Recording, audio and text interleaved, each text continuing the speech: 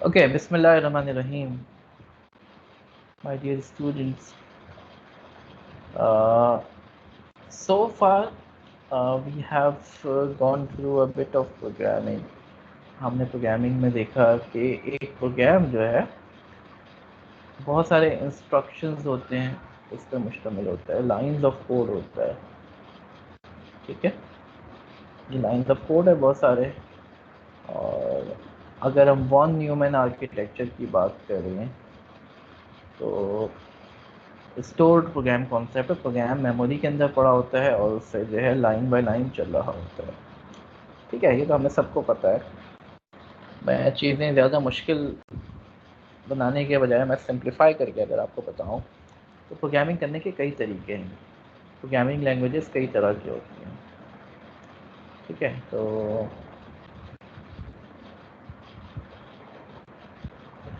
Programming के 4 paradigms बड़े मशहूर हैं। ठीक है, पहला पैराडाइम जो है आप लोगों ने कवर कर लिया है, जिसको हम कहते हैं स्ट्रक्चर्ड प्रोग्रामिंग।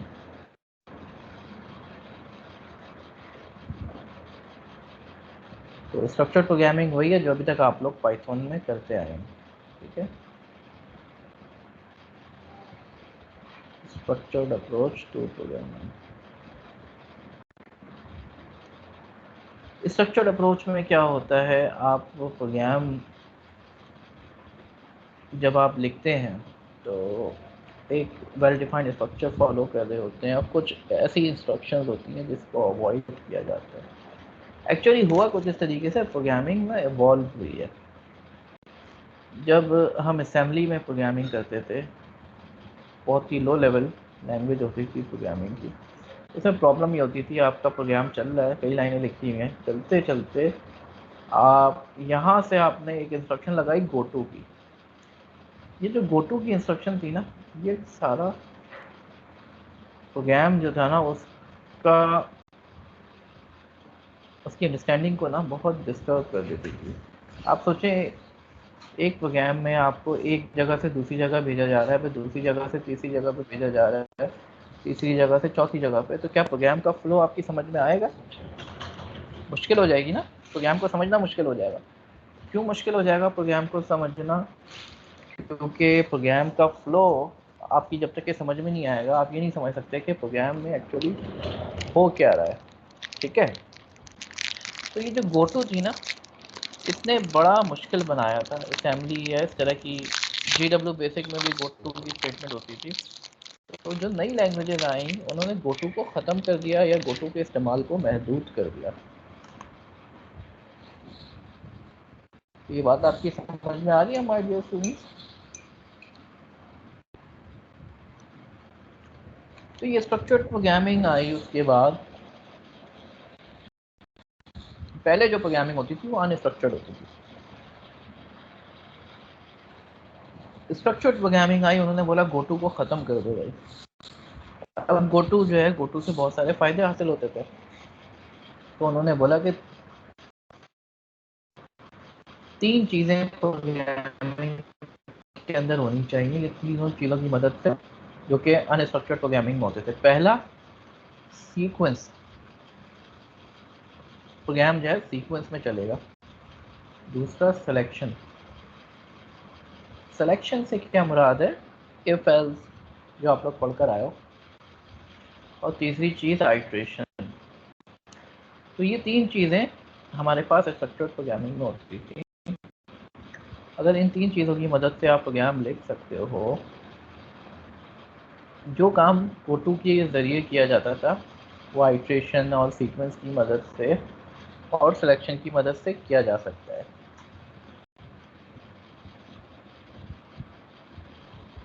तो ये थोड़ा सा तारुफ था स्ट्रक्चर्ड प्रोग्रामिंग का। ठीक है, आई होप कि there should not be any problem. अभी तक आपने यही चीज़ें यूज़ की है ना पाइथन के अंदर, तो आपको सबको पता है कि ये क्या काम करता है, right? Any issues? Is that clear to you my dear student?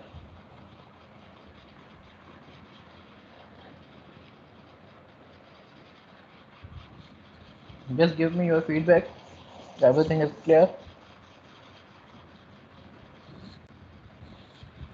जी जनाब। सर सीक्वेंस और सिलेक्शन को थोड़ा एलाबोरेट कर दीजिए। सर क्लियर है सर। जी यही क्वेश्चन है आपका भी।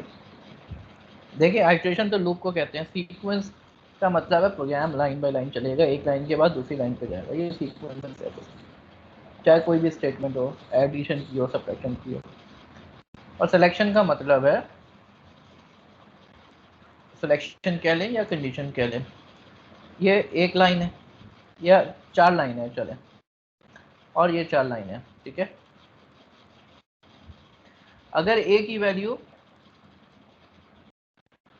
1 हो तो ये 4 लाइनें चला दो, ये वाली, ठीक है। और ए की वैल्यू 1 नहीं हो तो नीचे वाली 4 लाइनें चला दो, ठीक है। अब ये सिलेक्शन हो रही है ना, इसमें से या तो ऊपर वाली चलेगी या नीचे वाली चलेगी, इस वजह से इसको सिलेक्शन कहा जा रहा है। तो इफ एल्स की मदद से सिलेक्शन होती है, या स्विच केसेस होते थे दूसरी लैंग्वेजेस में, वो इस्तेमाल होते थे, ठीक है। तो ये स्ट्रक्चर्ड प्रोग्रामिंग का कॉन्सेप्ट है।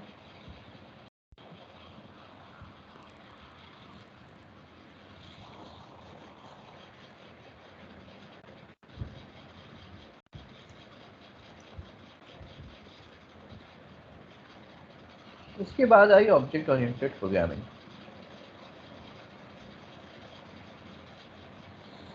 ये पैराडाइम्स है प्रोग्रामिंग के ना, प्रोग्रामिंग के पैराडाइम्स है। उसके बाद कौन सी लैंग्वेज है, किस तरह की लैंग्वेजेस आनी शुरू हो गई, ऑब्जेक्ट ओरिएंटेड। प्रोग्राम बनाना, प्रोग्राम को सोचने का तरीक़ाकार क्या होना चाहिए। ऑब्जेक्ट ओरिएंटेड प्रोग्रामिंग जो कि हम डिटेल में पढ़ेंगे, इसका मतलब ये है प्रोग्राम छोटे छोटे ऑब्जेक्ट्स पे मुश्तमिल होगा, और ये ऑब्जेक्ट आपस में मिलके कोई भी काम कर रहे होंगे।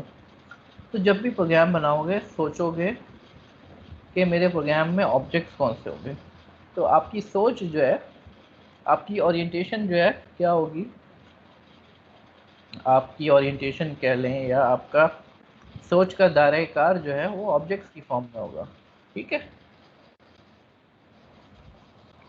ये बात समझ में आ रही है माय डियर स्टूडेंट्स। आप ऑब्जेक्ट की फॉर्म में सोचेंगे, अभी हम इंशाल्लाह इसको डिटेल में देखेंगे, क्योंकि ये हमारा मौजू है, पूरा कोर्स है हमारा। और इसके बाद जो है एक और प्रोग्रामिंग होती थी, लॉजिक प्रोग्रामिंग।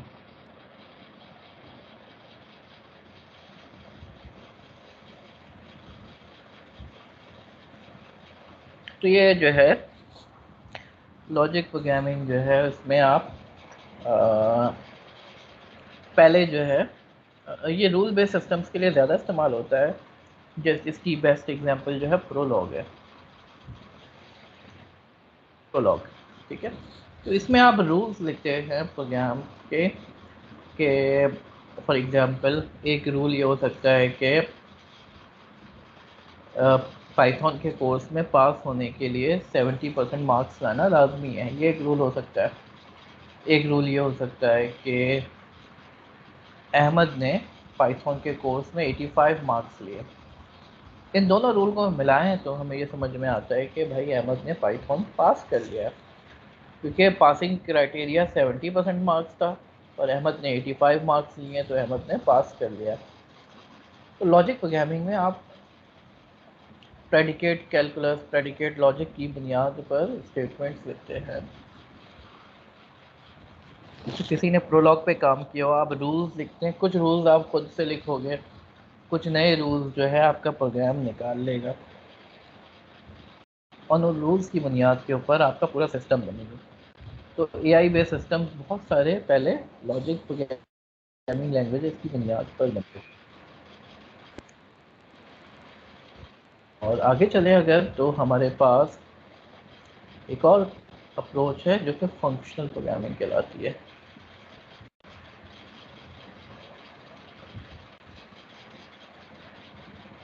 फंक्शनल प्रोग्रामिंग की कुछ चीज़ें पाइथन में भी मौजूद हैं। तो पाइथन फॉर्चुनेटली जो आप पढ़ रहे हैं इस पूरे 1 साल के कोर्स में, जो हमारा फोकस है पाइथन पे है, तो शायद ही जो है पाकिस्तान में कोई ऐसे जो है पाइथन की बुनियाद पर जो है ये सारी चीज़ें पढ़ा रहा हो। कि ऑब्जेक्ट ओरिएंटेड भी पाइथन में, डेटा स्ट्रक्चर्स भी पाइथन में हम पढ़ेंगे इंशाल्लाह। और इसके अलावा तो कंप्यूटर प्रोग्रामिंग तो पढ़ा ही है हमने, डेटा साइंस पूरी पाइथन में, so it's a kind of unique course.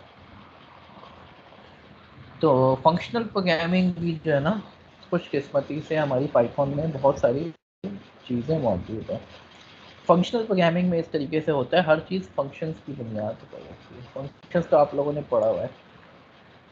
आपको कोई काम करना है फंक्शंस के थ्रू, आपको जो है फॉर एग्जांपल एक लिस्ट है, लिस्ट पे आपने हर एलिमेंट को 5 से मल्टीप्लाई करना है। ये काम अगर आप नॉन फंक्शनल प्रोग्रामिंग लैंग्वेज में करेंगे तो आप एक लूप लगा के करेंगे। आप लोगों ने सीखा है पाइथन में इस तरीके इसको करने का तरीका लिस्ट कॉम्प्रिहेंशन से आप लोग कर सकते हैं।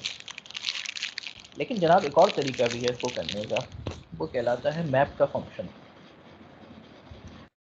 मैप के फंक्शन को मिसाल के तौर पर मैं बोलता हूँ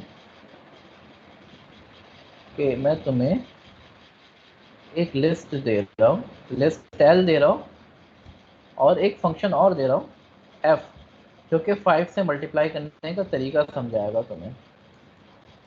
ठीक है, तो ये जो फंक्शन है इसको आपने सिर्फ मैप के फंक्शन को सिर्फ ये बताना है कि लिस्ट कौन सी है जिसको मैंने इनपुट के तौर पर लेना है, और इस पर क्या करना है। मैप को सिर्फ ये बताना है हमने करना क्या है इस एलिमेंट के ऊपर। तो मैंने बोला लिस्ट में 1 2 3 है, और एफ जो है आपके पास वो फंक्शन है जो कि 1 पे भी अप्लाई होगा, 1 पे एफ अप्लाई होगा, ठीक है, फिर F2 पे अप्लाई होगा, और फिर F3 पे अप्लाई होगा खुद ब खुद। हमें लूप लगाने की ज़रूरत नहीं है, हमने सिर्फ मैप को कॉल कर लिया, मैप को पता है वो इंटरनली लूप लगा के हर एलिमेंट पे ये काम कर देगा। तो इस तरह की जो प्रोग्रामिंग है इसको फंक्शनल प्रोग्रामिंग कहा जाता है। You are thinking in terms of functions, ठीक है। तो ये 4 मशहूर पैराडाइम है प्रोग्रामिंग के, ये आपको पता होना चाहिए। कोई भी आपसे पूछ सकता है कि कितने पैराडाइम्स हैं, प्रोग्रामिंग किन किन तरीक़ों से की जा सकती है, तो आप बता सकें उसको कि प्रोग्रामिंग करने का सिर्फ एक ही तरीका नहीं है, ये जो अभी तक आपने स्ट्रक्चर्ड प्रोग्रामिंग पढ़ी है, बल्कि कई और तरीके भी हैं, जिसमें से फंक्शनल प्रोग्रामिंग के कुछ कंस्ट्रक्ट्स हम इंशाल्लाह पढ़ेंगे। शायद मैं इस कोर्स में पढ़ा दूँ या नमपाई वाले कोर्स में नासिर भाई को कहता हूँ वो कवर करा दें। तो जो भी है ऑब्जेक्ट ओरिएंटेड प्रोग्रामिंग तो हम इंशाल्लाह इस कोर्स में डिटेल में पढ़ेंगे। ठीक है जनाब, यहाँ तक के कोई इशू, कोई बात समझ में ना आई हो? I hope everything is clear. जी कोई क्वेश्चन है? कोई क्वेश्चन नहीं है? सर फंक्शनल प्रोग्रामिंग को एक शॉर्ट में से दोबारा बता दीजिए। फंक्शनल प्रोग्रामिंग का मतलब ये है कि आप you are doing everything in terms of function. Function programming के अंदर हर चीज़ फंक्शंस के थ्रू हो रही होती है। इवन आप जो है लूप भी लगा रहे होते हैं तो फंक्शन, जैसे मैंने मैप की एग्जांपल दी, ये फंक्शंस के थ्रू हो रहा होगा काम। सो इसमें कॉल बैक चल रहे होते हैं, कॉल बैक फंक्शंस कॉल हो रहे होते हैं, इसके पीछे बहुत स्ट्रॉन्ग मैथमेटिकल बैकग्राउंड है। तो ये ज़्यादातर जो है मैथमेटिशियंस इसको इस्तेमाल करते थे पहले, लेकिन अब पाइथन में भी आ गया है, जावास्क्रिप्ट में भी आ गया है। जब हम इसको करेंगे ना इंशाल्लाह तो आपको और क्लियर हो जाएगा कि जैसे मैंने मैप की एग्जांपल दी, तो मैप जो है किस तरीके से काम करता है, जब आप इसको करेंगे तो आपकी समझ में आएगा। ठीक है, ठीक है जनाब। अच्छा जी, अब ऑब्जेक्ट ओरिएंटेड प्रोग्रामिंग, तो हमें ऑब्जेक्ट को समझना ज़रूरी है। ऑब्जेक्ट क्या होता है? ठीक है, ऑब्जेक्ट कोई भी एंटिटी हो सकती है, फिजिकल भी हो सकती है और इंटेंजिबल भी हो सकती है। फिजिकल एग्जिस्टेंस ना हो, कोई कॉन्सेप्ट हो, ठीक है। तो object could be anything, it could be the name of a person, place, thing, animal. Normally हम कह सकते हैं ऑब्जेक्ट एक नाउन होता है। तो अगर मैं आपसे बोलूं कि मैं आपसे हॉस्पिटल मैनेजमेंट सिस्टम बनवा रहा हूं, होल्ड करिएगा एक सेकंड, एक कॉल आ रही है। आप लोग कौन कौन से ऑब्जेक्ट्स हो सकते हैं हॉस्पिटल मैनेजमेंट सिस्टम? जी माय डियर स्टूडेंट्स, बताएंगे आप लोग?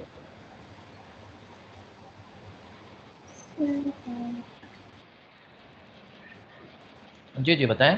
सर 4-5 ले सकते हैं। पेशेंट है, डॉक्टर्स बताएं। हैं, डिपार्टमेंट है। बिल्कुल, पेशेंट, डॉक्टर, तो एक हो गया पेशेंट, ठीक है, पेशेंट हो गया, डॉक्टर हो गया, मेडिसिन हो गया, वार्ड या उधर वार्ड्स हो सकता है, फार्मेसी हो सकता है। तो आपकी समझ में आया ऑब्जेक्ट होते क्या हैं?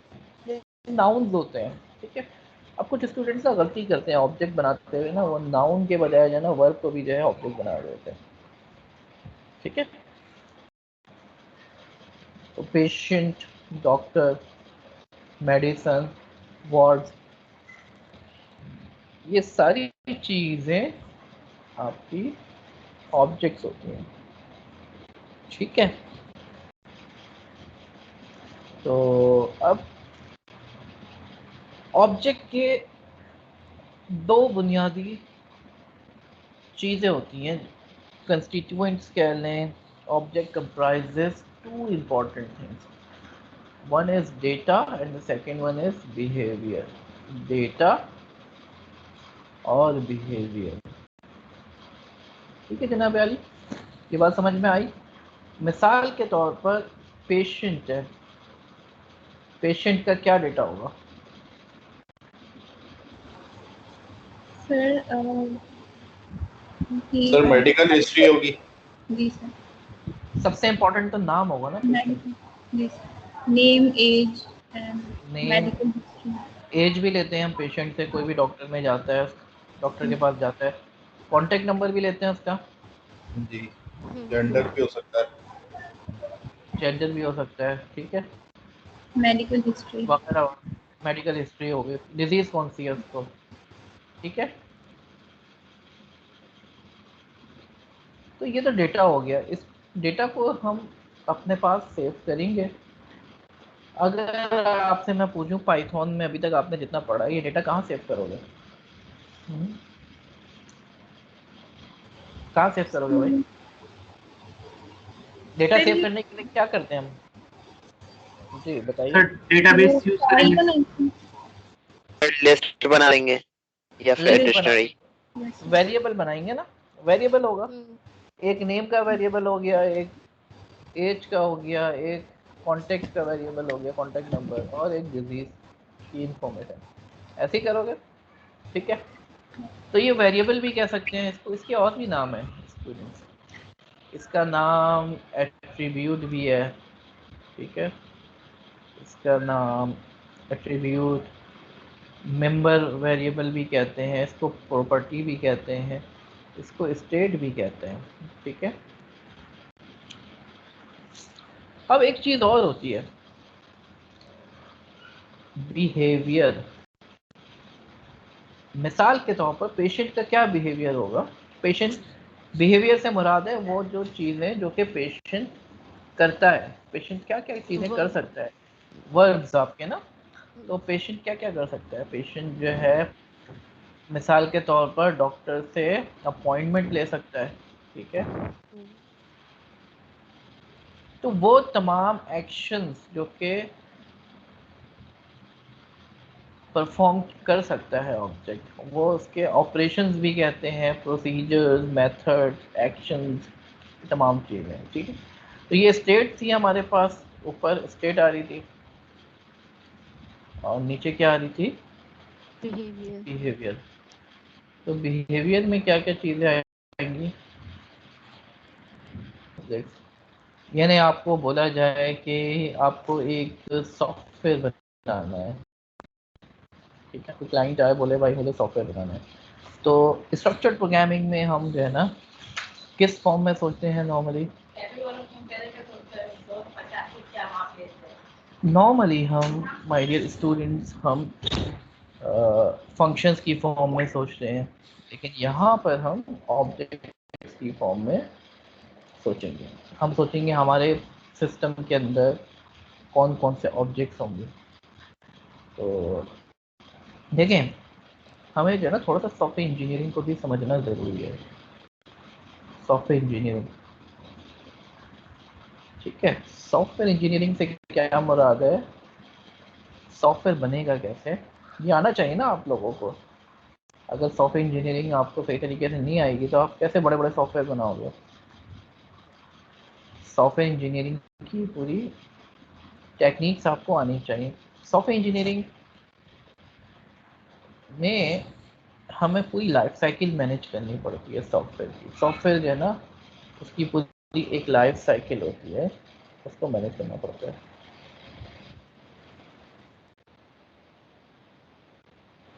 आवाज़ क्लियर आ रही है? यहाँ पर कोई मैसेज आया है शहजाद का कि आवाज़ बंद हो गई है। My dear students, can you hear me? I hope कि आवाज़ आ रही होगी। डिस्टॉर्शन बहुत है। आवाज क्लियर है सर?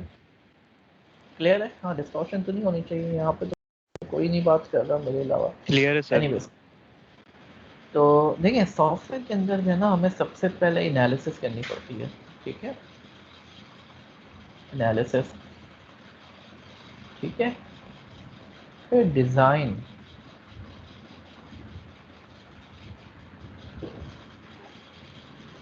फिर डेवलपमेंट, फिर टेस्टिंग और फिर मेंटेनेंस, ठीक है।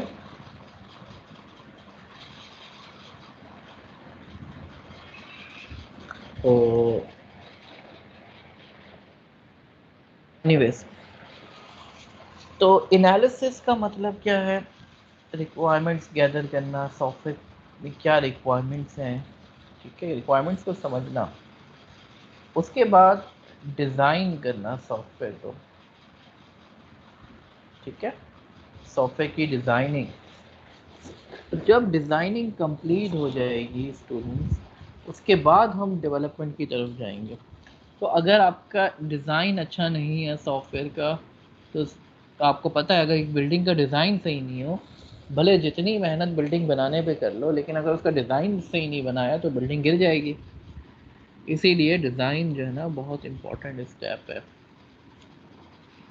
तो ऑब्जेक्ट ओरिएंटेड पे जब हम काम करते हैं तो ऑब्जेक्ट ओरिएंटेड में हम सिर्फ डेवलपमेंट पे हमारा फोकस नहीं होता, बल्कि इसमें हमें ऑब्जेक्ट ओरिएंटेड की एनालिसिस और डिज़ाइन पे भी उतनी ही मेहनत हमें करनी चाहिए, ठीक है।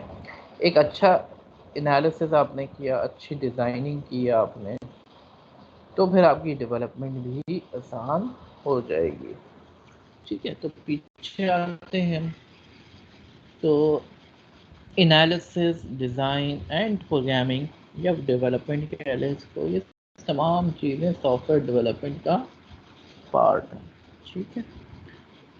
तो एज DLC, software development life cycle, my dear students, software development की पूरी एक लाइफ साइकिल होती है, जिसमें अब ये लाइफ साइकिल जो है इसको मेंटेन करने के कई तरीके हो सकते हैं।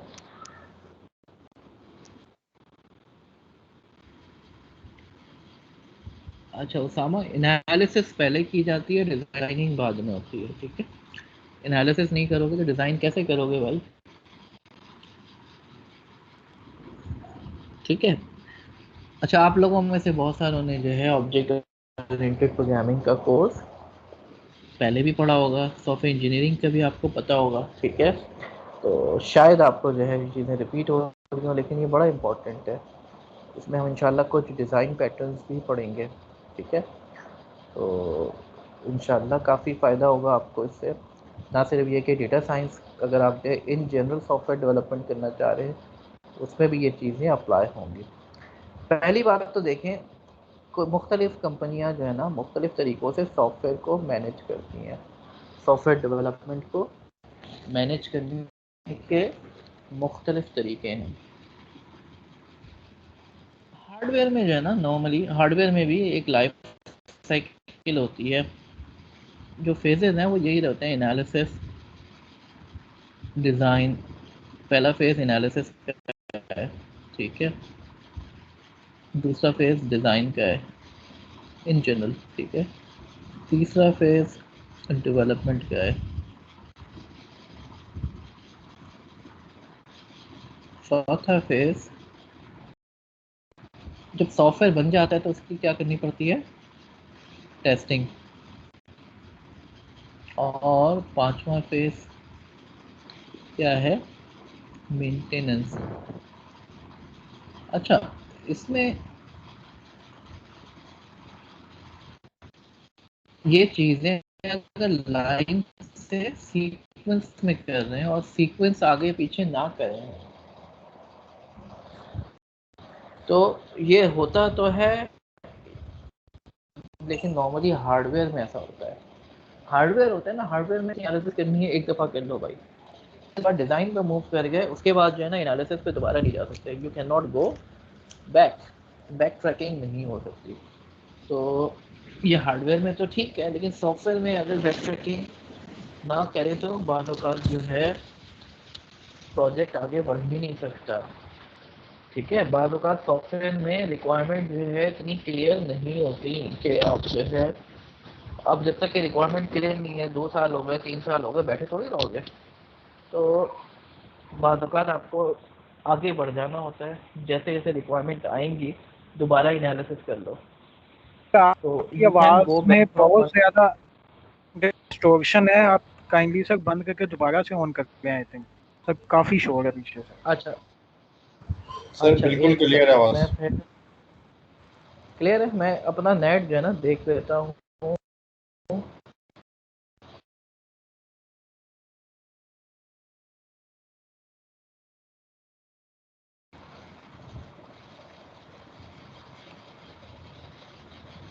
अच्छा my dear students, I hope कि अब जो है आवाज़ क्लियर आ रही होगी।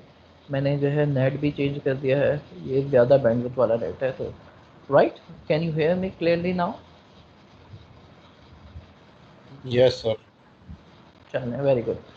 तो माय डियर स्टूडेंट्स, वाटरफॉल में क्या होता है, एनालिसिस करने के बाद डिज़ाइन में जाते हो, डिज़ाइन से डेवलपमेंट में, लेकिन आप जो है एक स्टेप से निकल गए, दोबारा उस स्टेप में नहीं आ सकते, ठीक है। Right my dear students, waterfall में you can not go back. जबकि स्पाइरल में क्या करते हैं, स्पाइरल में आप आप ये दोबारा कंसीडर करते हैं, दोबारा घूम के दोबारा हाँ, फर्स्ट फेज में, फिर सेकंड फेज में, फिर थर्ड आप फेज में, फिर दोबारा आप आ स्पाइरल की सकते फॉर्म में जाते हैं, ठीक है। हैं। तो स्पाइरल और इंक्रीमेंटल मॉडल, ये स्पाइरल लाइक कंटिन्यूसली में। मॉडल है, ठीक है। इसमें छोटे छोटे फर्क हैं स्पाइरल और इंक्रीमेंटल में, लेकिन बुनियादी कॉन्सेप्ट एक ही है कि इंक्रीमेंटल में क्या होता है, इंक्रीमेंटल में आप एनालिसिस थोड़ी सी करते हो, फिर डिज़ाइन किया, फिर डेवलपमेंट किया और एक छोटा सा प्रोडक्ट बना के कस्टमर को दे दिया। कस्टमर बेचारे को 2 साल तक वेट नहीं करना पड़ेगा, वाटरफॉल में तो 2 साल तक वेट करेगा, फिर कुछ प्रोजेक्ट बन के सामने आएगा। जबकि इंक्रीमेंटल में थोड़ा थोड़ा काम करके कस्टमर को देते रहो, छोटे छोटे इंक्रीमेंट्स में, लाइक समझ रहे सर हैं आप? जैसे बीटा, हम बीटा वर्जन्स निकालते इसको हैं हम या फिर स्क्रम भी कहते हैं। सॉरी, इसको क्या कह हम रहे स्क्रम मेथोडोलॉजी भी कहते हो? हैं। इसको स्क्रम, हम स्क्रम मेथोडोलॉजी भी जी स्क्रम भी जो है या इंक्रीमेंटल की एक टाइप है, जी बिल्कुल सही कह रहे हैं आप, ठीक है। अजाइल की एक अप्रोच है, तो अजाइल भी यहाँ पे ऐड कर लें, अजाइल भी एक अप्रोच है, ठीक है। तो माय डियर स्टूडेंट्स, ये पूरी लाइफ साइकिल है, ठीक है। स्पाइरल का आप क्या बता रहे थे? स्पाइरल में भी कुछ इसी तरह से होता है कि थोड़ी सी रिक्वायरमेंट एनालिसिस की, फिर डिज़ाइन की, फिर डेवलपमेंट की, फिर दोबारा रिक्वायरमेंट पे आ गए, फिर डिज़ाइन डेवलपमेंट पे आ गए। लेकिन उसमें इंक्रीमेंट्स जो है वो इतने फ्रीक्वेंट नहीं होते। इंक्रीमेंटल मॉडल में तो जब आपने एक साइकिल मुकम्मल कर ली, उसके बाद कस्टमर को कुछ दे देते हो आप, ठीक है।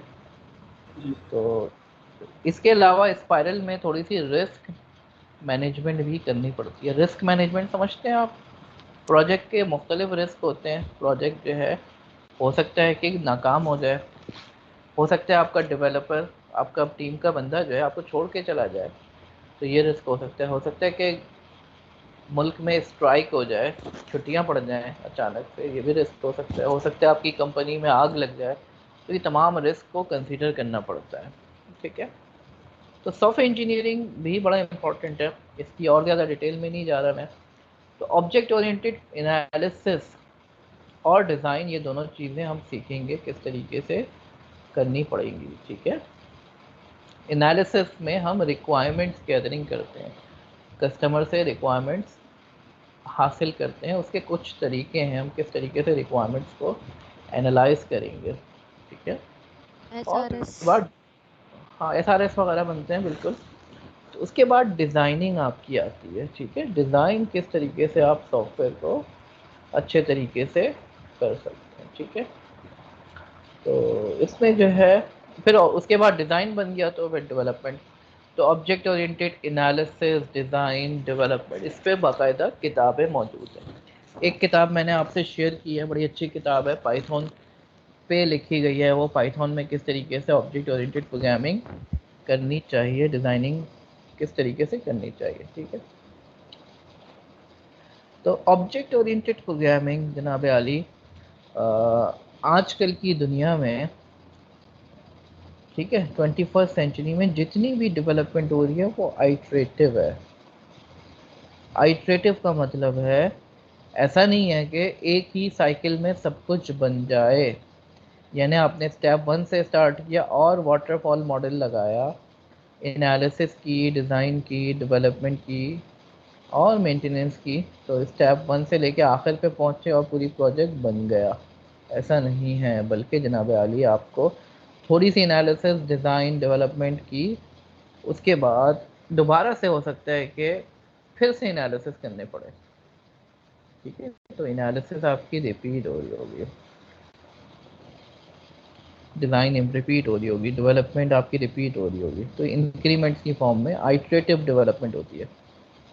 तो आपने प्रोजेक्ट का छोटा सा हिस्सा उठाया, आपने बोला इस पे पूरी एनालिसिस लगाओ, डिज़ाइन लगाओ, डेवलपमेंट करो, प्रोग्रामिंग करो, फिर दूसरा पार्ट उठाओ, फिर तीसरा पार्ट उठाओ।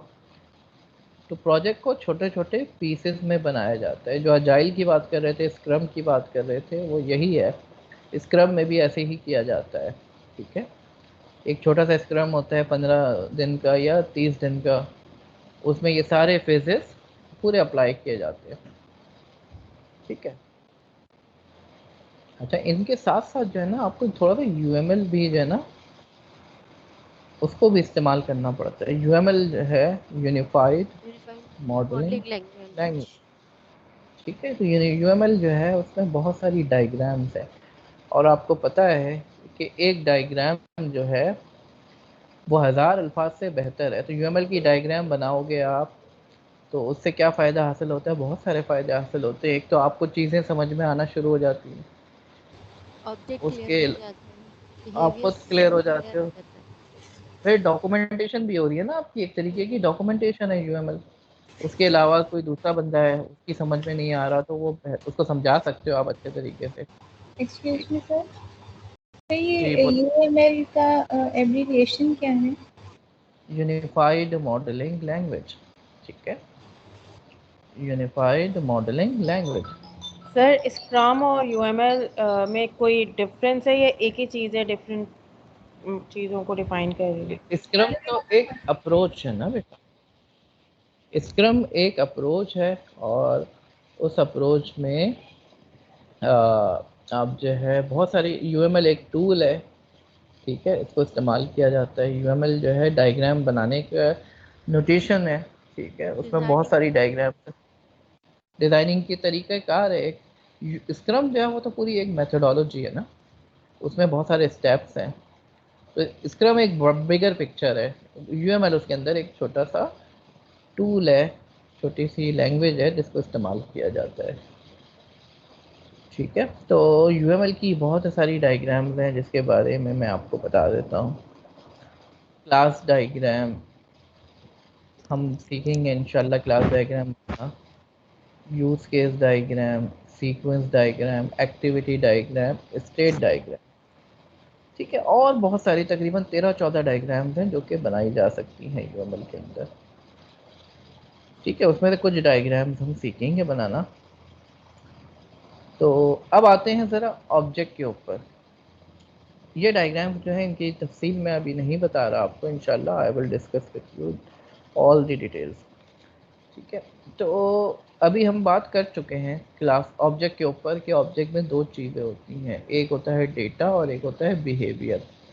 डेटा को एट्रीब्यूट भी कहते हैं, ठीक है, और बिहेवियर जो है उसके क्या क्या नाम हो सकते हैं, उसको एक्शंस भी कहा जाता है, उसको फंक्शंस भी कहा जाता है, उसको प्रोसीजर भी कहा जाता है, उसको ऑपरेशन भी कहा जाता है। इसी तरीके से एट्रीब्यूट जो है, एट्रीब्यूट को डेटा भी कहा जाता है, स्टेट भी कहा जाता है, प्रॉपर्टीज़ भी कहा जाता है, मेंबर वेरिएबल्स भी कहा जाता है। ठीक है, तो इन जनरल एट्रीब्यूट्स जो है ये किसी भी क्लास की, किसी भी ऑब्जेक्ट की स्टेट होती है। क्लास और ऑब्जेक्ट में क्या फ़र्क है अभी हम समझेंगे, लेकिन ये याद रखिए एट्रीब्यूट्स जो है किसी भी ऑब्जेक्ट की स्टेट को कैप्चर कर रहा होता है, किसी भी ऑब्जेक्ट के डेटा के बारे में बता रहा होता है। ठीक है, जैसे कोई बंदा है, उसका नाम क्या है, बंदा एक ऑब्जेक्ट है, पर्सन एक ऑब्जेक्ट है, अब उसका नाम क्या है भाई, तो ये इसकी स्टेट बता रहा है ना, उसके बारे में बता रहा है, उसकी पूरी स्टेट बता रहे हैं। हाँ, ये बंदा जो है अभी फलाना ग्रेड का स्टूडेंट है, पर्टिकुलर ग्रेड का स्टूडेंट है, इस पर्टिकुलर एड्रेस पे रहता है, ये इसका कॉन्टैक्ट नंबर ये है, ये तमाम चीज़ें उसके इसके बारे में बता रही हैं, इसको स्टेट कहेंगे। ठीक है, अच्छा, अब डेटा अकेले तो किसी काम का नहीं है, जबकि डेटा को इस्तेमाल करके कोई बिहेवियर ना लाया जाए। सॉफ्टवेयर तो पूरे बिहेवियर का नाम है ना, सॉफ्टवेयर कुछ काम करेगा तो हमारे लिए यूज़फुल होगा ना, अगर सॉफ्टवेयर काम नहीं करेगा तो सॉफ्टवेयर क्या यूज़फुल हो सकता है? नहीं हो सकता। तो software should be doing something, तो उस काम को करने के लिए हमें क्या चाहिए, एक्शंस चाहिए, ऑपरेशन कह लें, ठीक है, फंक्शंस कह लें, प्रोसीजर कह लें। तो हमारे पास दो चीज़ें हुई, एक तो डेटा हो गया, ठीक है, एक चीज़ हो गई हमारा डेटा, और दूसरा क्या हो गया,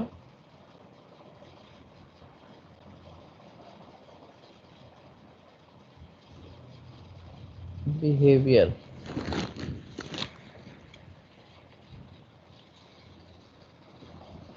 ठीक है, अब माय डियर स्टूडेंट्स, मेरा सवाल है आप लोगों से, ये डेटा और फंक्शंस, ये तो हमने अभी तक जो स्ट्रक्चर्ड प्रोग्रामिंग पढ़ी है, जो आप लोग पाइथन में करते आए हो, उसमें भी तो ऐसे ही करते हो ना, फ़र्क क्या हुआ फिर?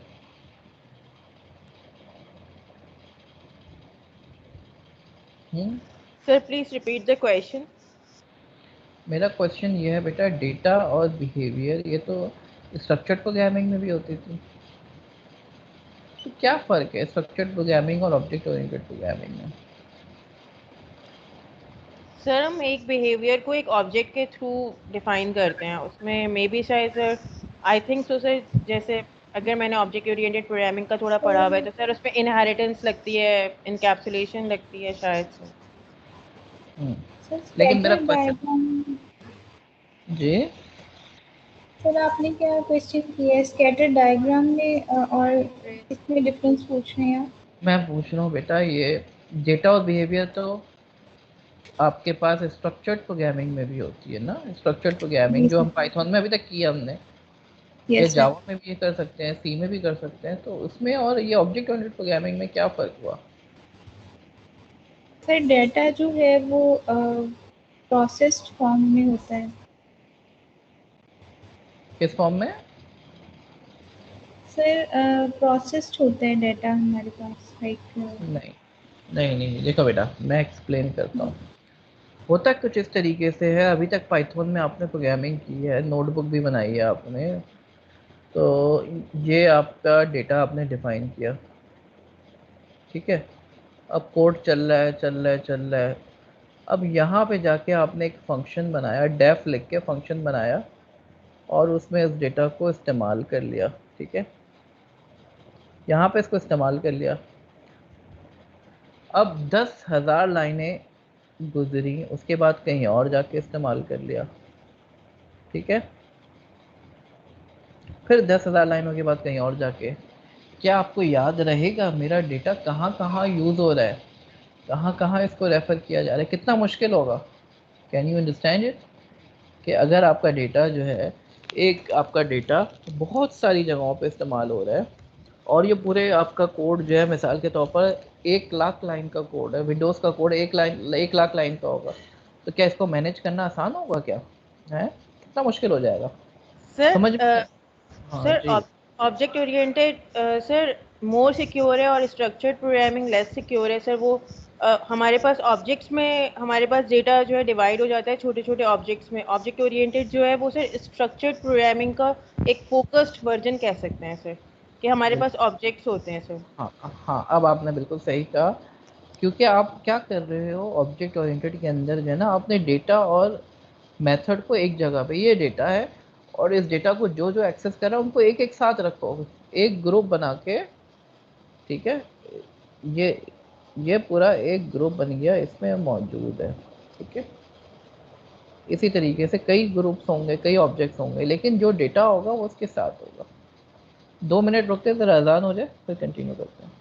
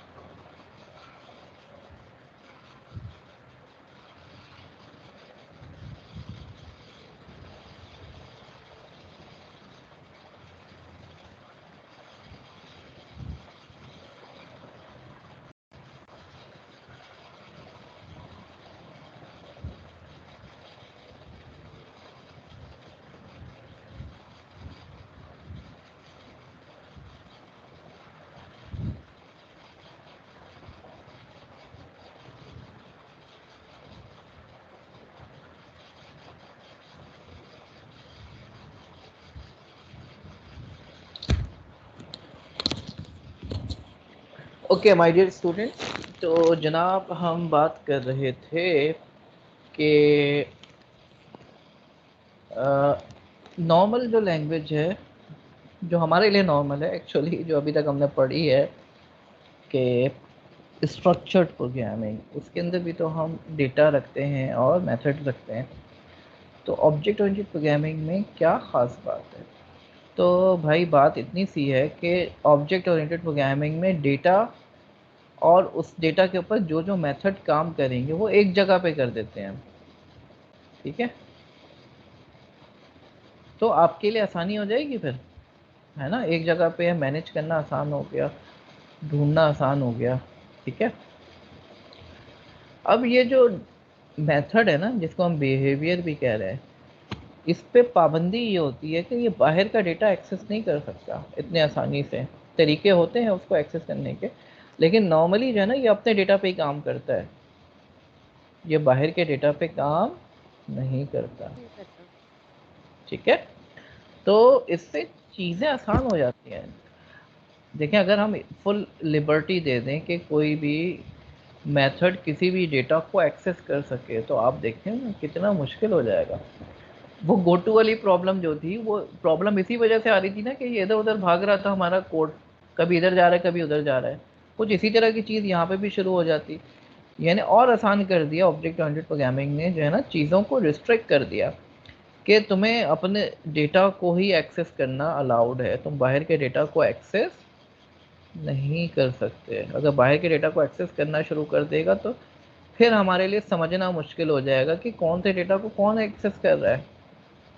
ठीक है ना, यानी हम नेटवर्क में भी तो ऐसे ही करते हैं कि नेटवर्क में, अपने नेटवर्क में किसी बाहर को आने नहीं देते, वरना कितना मसला हो जाएगा, मैनेज करना मुश्किल हो जाएगा। ठीक है, ये बात समझ में आ रही है स्टूडेंट्स? ये मेरी बात आप लोगों की समझ में आ रही है? ऑब्जेक्ट ओरिएंटेड प्रोग्रामिंग और बाकी प्रोग्रामिंग लैंग्वेजेस में क्या फ़र्क है? जो स्ट्रक्चर्ड प्रोग्रामिंग है उसमें और ऑब्जेक्ट ओरिएंटेड में क्या फ़र्क है? ये जो डेटा है और उसका जो करस्पॉन्डिंग ऑपरेशन है, इसको हमने क्या कर दिया, एक ही मॉड्यूल में, एक ही कैप्सूल के अंदर बंद कर दिया। इस वजह से इसको इनकैप्सुलेशन भी कहते हैं। ठीक है, अभी आएंगे हम इंशाल्लाह इनकैप्सुलेशन के ऊपर। जो चीज़ बनी ना, ये चीज़ कहलाएगी क्लास। ठीक है, ये क्लास बन गई आपकी। क्लास में क्या क्या चीज़ें होती हैं? डेटा और बिहेवियर, इसके अंदर बंद कर दिया हमने।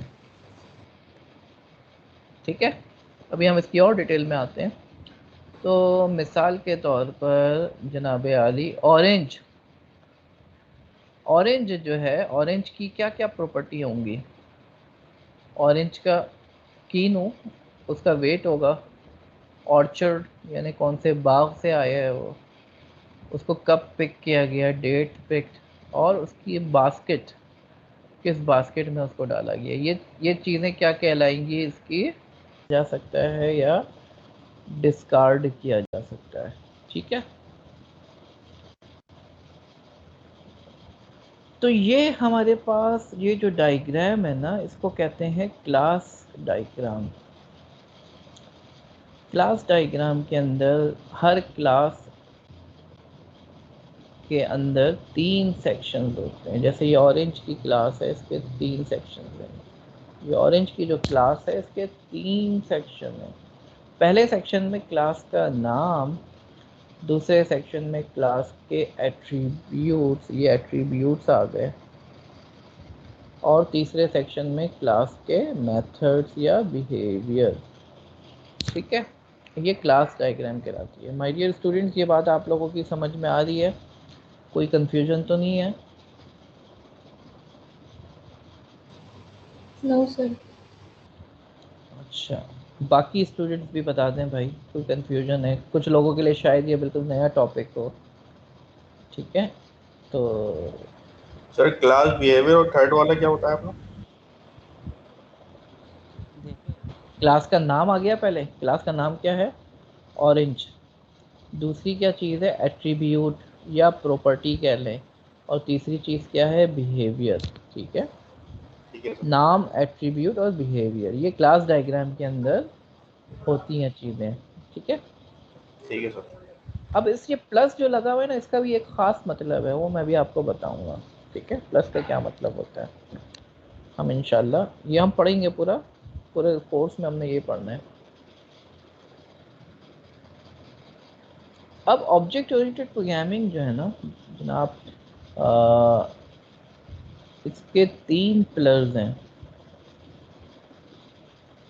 और इन पिलर्स के नाम तो यहाँ पे लिखे हुए हैं, लेकिन उससे पहले मैं आपसे एक सवाल पूछना चाहूँगा।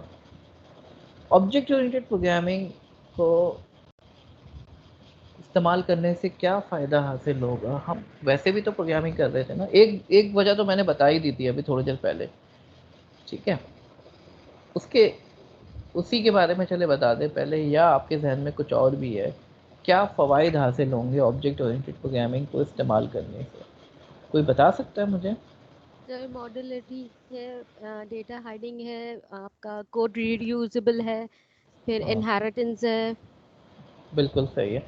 ठीक है, चलो इन्होंने बहुत सारी बातें बता दी, उस पर हम एक एक करके आते हैं। देखिए एक बात तो मैंने आपको बता दी ना कि आपका जो डेटा है और मेथड है वो एक जगह पे पड़ा हुआ है, हमने उसको एक कैप्सूल के अंदर बंद कर दिया है। इसी वजह से इसको हम क्या कहते हैं, इनकैप्सुलेशन। ठीक है, पहला पिलर तो यही है कि हमने क्या कर दिया, डेटा को और उसके रेलिवेंट ऑपरेशंस को एक जगह पे कर दिया। आपका डेटा बाहर से कोई एक्सेस नहीं कर सकता, आपका डेटा बाहर से कोई चेंज नहीं करता। इससे फ़ायदा क्या होगा, अगर मेरा डेटा कोई बाहर से चेंज नहीं कर रहा तो इससे क्या फ़ायदा हासिल होगा? सर डेटा की इंडिपेंडेंसी बढ़ जाएगी।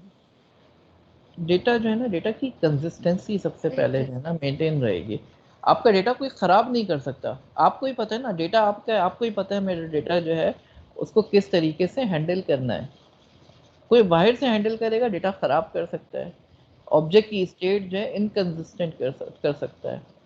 ठीक है, तो इसको हैंडल करने के लिए हमने क्या करा, अगर किसी को मेरे डेटा को चेंज भी करना है तो वो मुझे रिक्वेस्ट करेगा। ठीक है, अगेन मैं रिपीट कर रहा हूँ, अगर किसी को मेरा डेटा चेंज भी करना है तो वो रिक्वेस्ट करेगा कि प्लीज़ इस डेटा को चेंज कर दो। ठीक है, बाहर से कोई बोलेगा डेटा को चेंज करने के लिए तो रिक्वेस्ट करेगा, फिर मैं चेक करूँगा पहले, और फिर अगर चेक करते हुए मुझे लगता है कि मेरा डेटा जो है गलत हो जाएगा तो फिर मैं चेंज नहीं करूँगा। डेटा सही होगा तो फिर मैं चेंज करूँगा। पहली बात तो ये हो गई। एक और बात, मॉड्यूलैरिटी।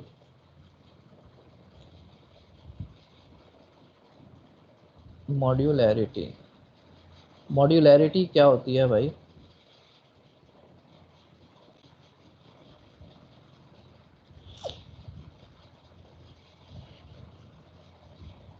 जी जनाब आली, कोई बताएगा मॉड्यूलैरिटी के बारे में क्या होता है? सर आप एंटिटीज को सेपरेट कर रहे होते हैं। उससे फ़ायदा क्या हासिल होता है? सर आपका एनालाइज करना आसान हो जाता है, कोड जो है आपका छोटा, और उसमें टेस्टिंग आसान हो जाती है, मेंटेनेंस उसका इजी हो जाता है। बिल्कुल बिल्कुल सही। ठीक है, तो जनाब आली इसको थोड़ा सा समझ लेते हैं। अगर मैं आपके काम को, आप भी देखें ना, आपको घर शिफ्ट करना होता है तो आप क्या करते हो, डब्बे बना के लेके जाते हो, है ना? चीज़ों को डब्बों में डालते हो तो आसानी से चले जाता है। इसी तरीके से हम अपने कोड को ना छोटे छोटे मॉड्यूल्स में डिवाइड करते हैं, छोटे छोटे ग्रुप्स बना देते हैं ना। तो हमारे पास यहाँ पे मॉड्यूलैरिटी किस बुनियाद पे की जाती है, ऑब्जेक्ट ओरिएंटेड प्रोग्रामिंग में हम ऑब्जेक्ट्स बनाते हैं। ऑब्जेक्ट ओरिएंटेड प्रोग्रामिंग में हम क्या करते हैं भाई, ऑब्जेक्ट बनाते हैं।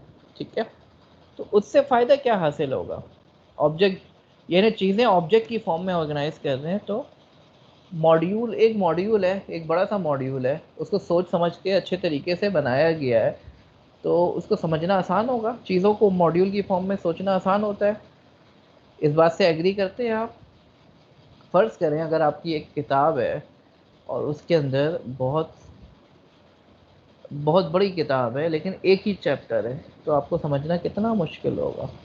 तो इस वजह से क्या करा जाता है, चीज़ों को, किताबों को चैप्टर्स की फॉर्म में डिवाइड कर दिया जाता है। तो जब चीज़ों को डिवाइड कर दिया जाता है तो डिवाइड करने से वो उनकी कॉम्प्लेक्सिटी कम हो जाती है। ठीक है, उसको समझना आसान हो जाता है। अज्यूम करो कि आप बीएस कर रहे हो कहीं से और आप पूरे 4 साल में आपको एक ही कोर्स चल रहा है आपका, उसी में 4 साल में सब कुछ पढ़ा दिया गया। तो इसलिए क्या किया जाता है, पूरे सेमेस्टर, पूरे 4 साल के कोर्स को एक एक साल में, फिर उसमें 2 सेमेस्टर होते हैं, उसमें जो है फिर कोर्सेज बनाए जाते हैं, कोर्सेज के अंदर फिर क्लासेस बनाई जाती हैं। तो चीज़ों को डिवाइड करने से समझना आसान हो जाता है। ठीक है, तो पहली बात तो ये कि चीज़ों को समझना आसान हो जाता है। मॉड्यूलरिटी से पहला फ़ायदा क्या हासिल हुआ, इसको नोट कर लें प्लीज़, कि चीज़ों को समझना आसान हो जाता है। ठीक है, और चीज़ों को इस्तेमाल करना भी आसान हो जाता है। एक मॉड्यूल बनाया आपने, मिसाल के तौर पर डेट का मॉड्यूल बनाया, अब डेट का मॉड्यूल आपको बहुत सारी जगहों पे इस्तेमाल करना है, तो आप क्या दोबारा बनाने बैठोगे? एक दफ़ा बना लिया, उसको हर जगह पे इस्तेमाल कर लोगे। ठीक है जनाब, ये बात समझ में आ रही है? रीयूजेबिलिटी बढ़ गई। ठीक है, इस्तेमाल करना, यानी एक मॉड्यूल अगर एक दफ़ा बना लिया उसको फिर आप इस्तेमाल करते रहो। ठीक है भाई, समझ में आ रही है? रीयूजेबिलिटी। उसके अलावा मेंटेन करना आसान है। कोई बताएगा मुझे मेंटेनेंस क्यों आसान हो गई इसकी मॉड्यूल में डालने से? सर छोटा एरिया होगा, कंसाइज कोड होगा, आपको एरर आराम से पता लग जाएंगे। अपडेट करना है जब भी आपको वहाँ, आप सिर्फ एक चीज़ को अपडेट करेंगे, एक ही प्रोग्राम में या एक ही पूरे सॉफ्टवेयर में एक हिस्से को ही आप चेंज कर सकेंगे आराम से। बिल्कुल सही। तो रिपल इफेक्ट, इस रिपल इफेक्ट क्या होता है? यानी अगर मैंने कोड में एक जगह चेंज किया तो इसका इफेक्ट कहाँ जाएगा? बहुत सारी जगहों पे जाएगा, रिपल इफेक्ट। लेकिन अगर मैंने मॉड्यूल बना दिया ना, तो वो जो उसका इफेक्ट है ना, वो सिर्फ उसी मॉड्यूल तक महदूद हो जाएगा। ऐसा नहीं होगा कि मैं इसको चेंज करूँगा तो बाकी दूसरे मॉड्यूल पे भी फ़र्क पड़ेगा, सिर्फ इसी मॉड्यूल पे फ़र्क पड़ेगा। तो मेंटेन करना आसान हो गया। फिर मुझे टेस्टिंग करनी पड़ेगी मेंटेन करने के बाद, चेंज करने के बाद मुझे क्या सब कुछ दोबारा से चेक करूँगा मैं? जहाँ पे चेंज किया है उस मॉड्यूल को सिर्फ मुझे टेस्ट करना पड़ेगा। समझ रहे हैं मॉड्यूलैरिटी के फ़वाइद? तो इस वजह से चीज़ों को मॉड्यूल की फॉर्म में बनाया जाता है। ठीक है, फिर मॉड्यूलैरिटी के जो फ़वाइद हैं, इसमें एक इम्पॉर्टेंट चीज़ ये समझने की ज़रूरत है। हम ऑब्जेक्ट ओरिएंटेड प्रोग्रामिंग में जो है ना, जब ऑब्जेक्ट बनाते हैं, ये एक ऑब्जेक्ट बना दिया, ये एक ऑब्जेक्ट बना दिया जनाब आली। ठीक है, अब ये अंदर से जो है ना, उसके अंदर डेटा भी पड़ा हुआ है। अच्छा, नॉर्मली हम बताओ क्या करते हैं, हम डेटा ना छुपा देते हैं अपना ऑब्जेक्ट का। ऑब्जेक्ट का डेटा जो है ना, हम बाहर की दुनिया को नहीं दिखाते।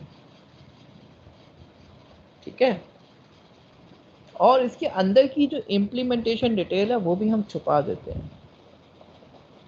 हमें बाहर की दुनिया में रहते हुए हमें नहीं पता होता कि इसके अंदर जो है कितनी कॉम्प्लेक्सिटीज़ हैं। इसकी मिसाल देता हूँ मैं आपको।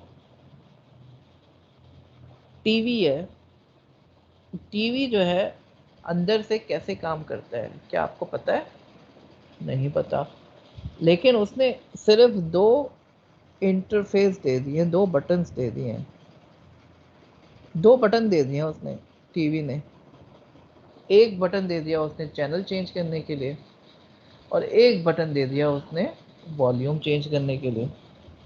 ठीक है, बाकी उसकी जितनी भी कॉम्प्लेक्सिटी है वो कैसे काम करेगा, जब मैं चैनल चेंज करूँगा तो पीछे कितने सारे काम कर रहा होगा वो, क्या मुझे परेशान होने की ज़रूरत है इसके लिए? ज़रूरत नहीं है। हार्डवेयर में ऐसे ही होता है ना, कुछ हम ऐसा ही चाहते हैं सॉफ्टवेयर से भी, कुछ ऐसे ही हम अपने सॉफ्टवेयर से भी चाहते हैं कि सॉफ्टवेयर जो है वो अंदर से चाहे जितना भी कॉम्प्लेक्स हो, मेरा ऑब्जेक्ट अंदर से चाहे जितना भी कॉम्प्लेक्स हो, वो कुछ बुनियादी फंक्शंस प्रोवाइड करेगा जिसके थ्रू मैं ऑब्जेक्ट को रिक्वेस्ट कर सकता हूँ कुछ कि ये काम कर दो। अब वो पीछे अंदर बहुत कुछ कर रहा होगा, अंदर की चीज़ें हमने सारी हाइड कर दी, कुछ सिर्फ हमने कुछ चीज़ों को जो है पब्लिक कर दिया, बाकी सारी चीज़ों को प्राइवेट कर दिया।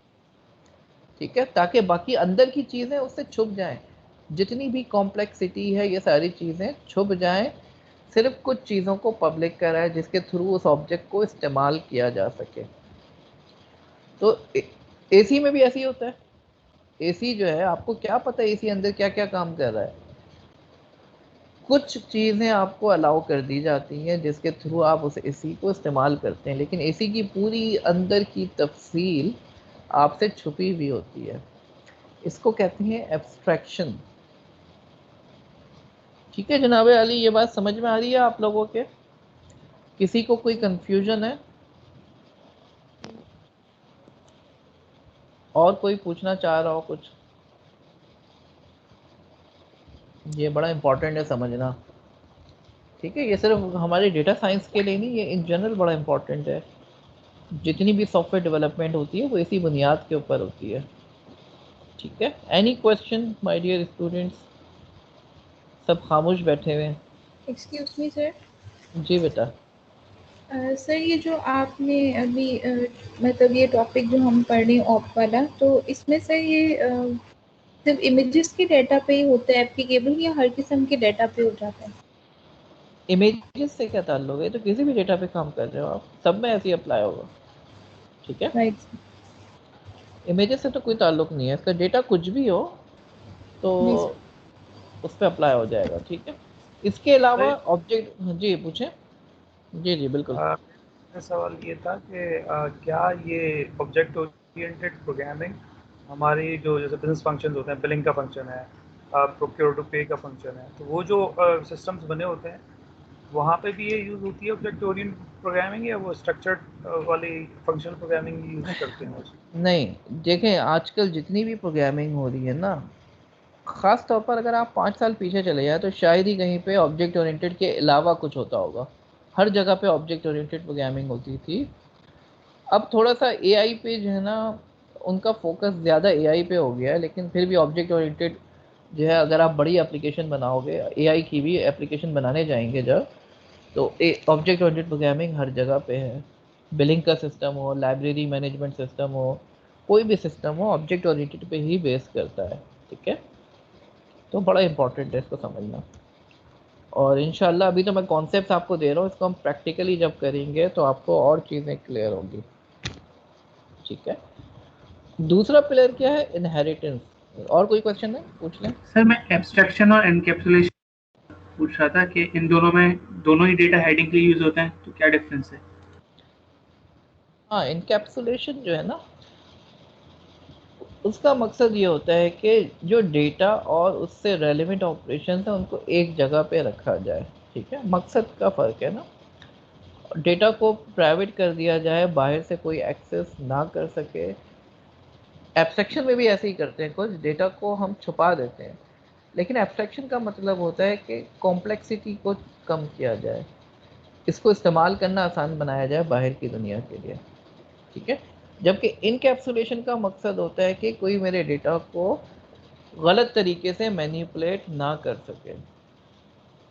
मिसाल के तौर पर मेरा एक डेटा है जिसमें मैं आईडी मेंटेन करता हूँ स्टूडेंट की। अब किसी ने स्टूडेंट की आईडी में जो है 1 बिलियन डाल दिया। 1 बिलियन तो कोई सेंस नहीं बनता, इतने स्टूडेंट नहीं है मेरे पास, तो मेरे डेटा को इनवैलिड स्टेट पे ना ले जाए। तो इस वजह से मैं डेटा को छुपा देता हूँ और उसका एक्सेस जो है मैं इस तरीके से अलाउ करता हूँ कि जिसको भी मेरा डेटा चेंज करना होगा वो मुझसे रिक्वेस्ट करेगा, भाई ये डेटा चेंज कर दो, ठीक है? वो डायरेक्टली जाके डेटा खुद से चेंज नहीं कर सकता।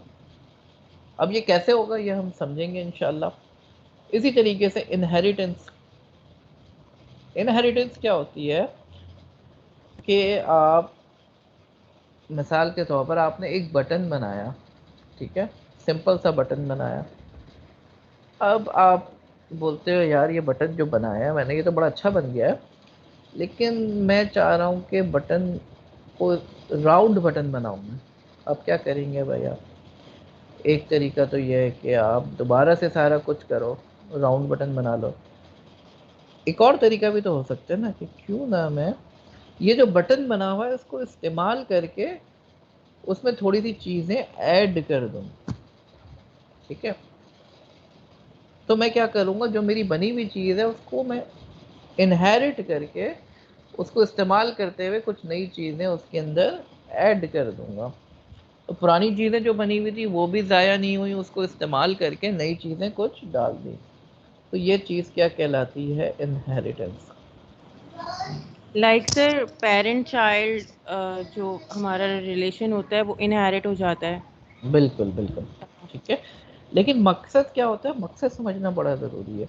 मकसद हमारा ये होता है कि हम अपने काम पुराने काम को इस्तेमाल करते हुए अपना काम आगे बढ़ाएं, ठीक है।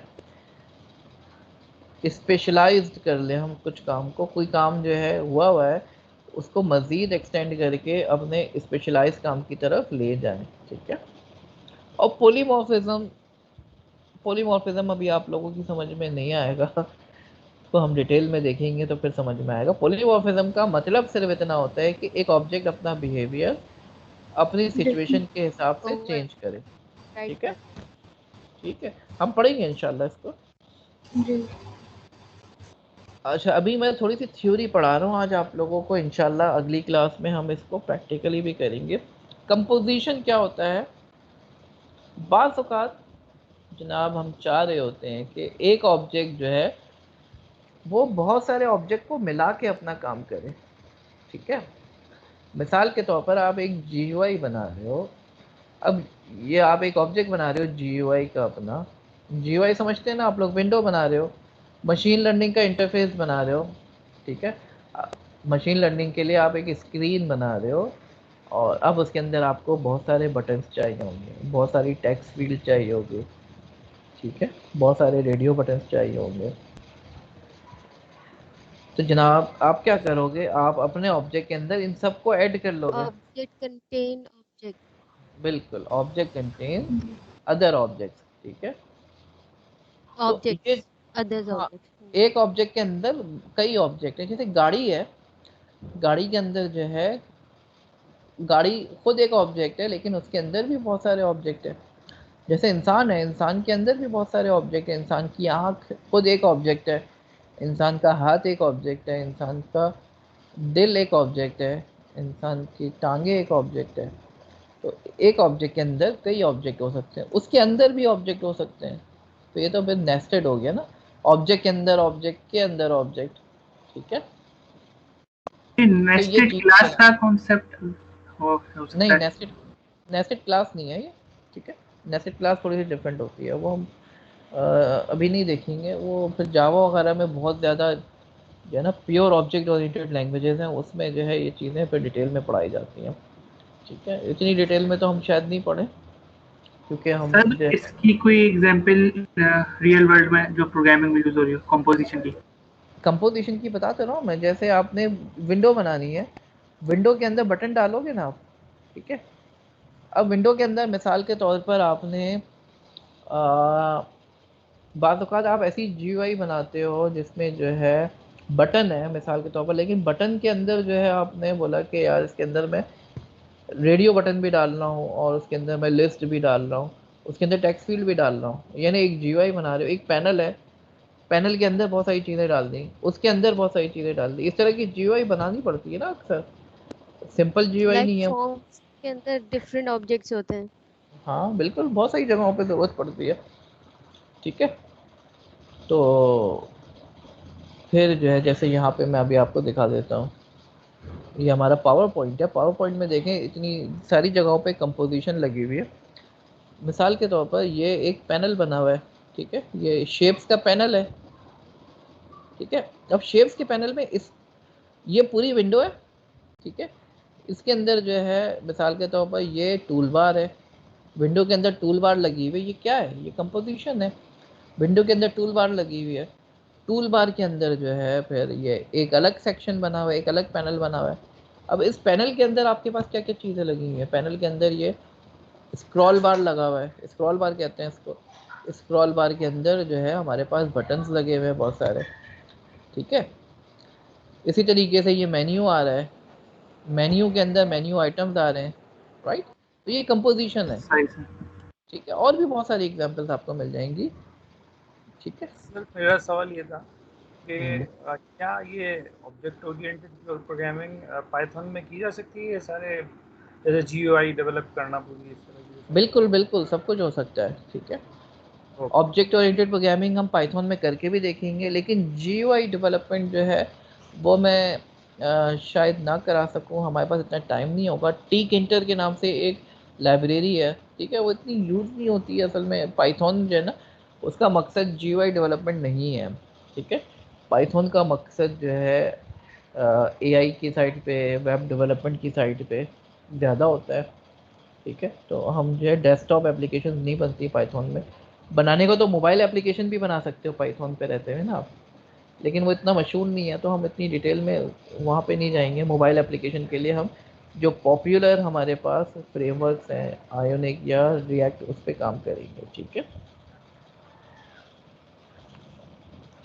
तो कंपोजिशन भी जो है ना अब दो तरह की होती है। कंपोजिशन समझ में आ गया ना आप लोगों के? जैसे बुक है, एक बुक के अंदर जो है आपको जो है ऑथर भी चाहिए होगा। ऑथर एक ऑब्जेक्ट है, ऑथर इटसेल्फ एक ऑब्जेक्ट है। ये बुक के अंदर ऑब्जेक्ट है कि किताब का ऑथर कौन है, और इसके अलावा और क्या हो सकता है, किताब जो है उसका टाइटल क्या है। ठीक है। अब कुछ रिलेशन वीक होते हैं, कुछ रिलेशन स्ट्रॉन्ग होते हैं। जैसे किताब का जो ऑथर है, क्या ये वीक रिलेशन है या स्ट्रॉन्ग रिलेशन है किताब का ऑथर के साथ? स्ट्रॉन्ग होगा सर स्ट्रॉन्ग है। अच्छा, किताब का पेज के साथ क्या रिलेशन है, किताब और उसके पेजेस का? स्ट्रॉन्ग रिलेशन है। वो भी स्ट्रॉन्ग है। ये तो बहुत स्ट्रॉन्ग है ना, यानी किताब अगर नहीं होगी तो क्या उसके पेजेस को हम कुछ कह सकते हैं? किताब के बगैर तो उसके पेजेस की कोई अहमियत ही नहीं है, ऐसे ही है ना। ये स्ट्रॉन्ग रिलेशन है, लेकिन किताब का ऑथर के साथ रिलेशन स्ट्रॉन्ग नहीं है। अगर किताब खत्म भी हो गई, ऑथर फिर भी एग्जिस्ट करेगा, है ना। हो सकता है वो किसी दूसरी किताब का ऑथर हो सकता है कि वो किसी जर्नल के आर्टिकल का ऑथर हो, किताब का नहीं हो, किसी जर्नल के आर्टिकल का ऑथर हो। तो ये वीक रिलेशन है। ठीक है। तो स्ट्रॉन्ग रिलेशन को हम कहते हैं एसोसिएशन। क्या कहते हैं? सर हम एसोसिएशन। कैसे डिस्टिंग्विश करेंगे स्ट्रॉन्ग रिलेशनशिप और वीक रिलेशनशिप? हाँ, स्ट्रॉन्ग रिलेशनशिप का मतलब है कि अगर वो चीज़ ना हो तो ऑब्जेक्ट एग्जिस्ट ना करेगा। ये स्ट्रॉन्ग रिलेशन है, यानी उसके बगैर वो चीज़ एग्जिस्ट नहीं करेगी। ठीक है। जबकि वीक रिलेशनशिप में अगर वो चीज़ नहीं है फिर भी वो एग्जिस्ट करेगी। जैसे मैंने एग्जांपल दी, जैसे पार्ट बोलना है कि वो चीज़ उसके अंदर मौजूद है। जैसे किताब है, किताब के अंदर मौजूद है सफ़ा ना, तो ये तो स्ट्रॉन्ग रिलेशन है। लेकिन किताब के अंदर थोड़ी ऑथर है कि किताब खत्म हो गई तो ऑथर खत्म हो जाएगा। गाड़ी का इंजन जो है वो गाड़ी के अंदर मौजूद है, तो ये एग्रीगेशन है। ठीक है। लेकिन अगर मैं कहूँ कि गाड़ी का रिलेशन जो है मैं रोड के साथ निकालना चाहूँ, ठीक है, तो ये तो वीक रिलेशन है। वीक रिलेशन है। ठीक है ना। तो that is the difference between composition and aggregation. ठीक है। अब आते हैं हम थोड़ी सी प्रोग्रामिंग करते हैं। ठीक है। यहाँ तक कि हमने काफ़ी थ्योरी पढ़ ली, आज हम जो है थोड़ा सा क्लास बनाना सीख लें।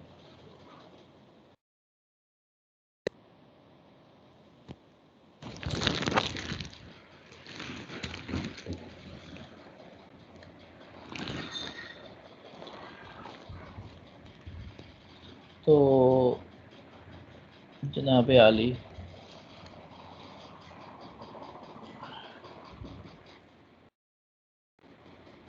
आज तारीख है 6 मार्च।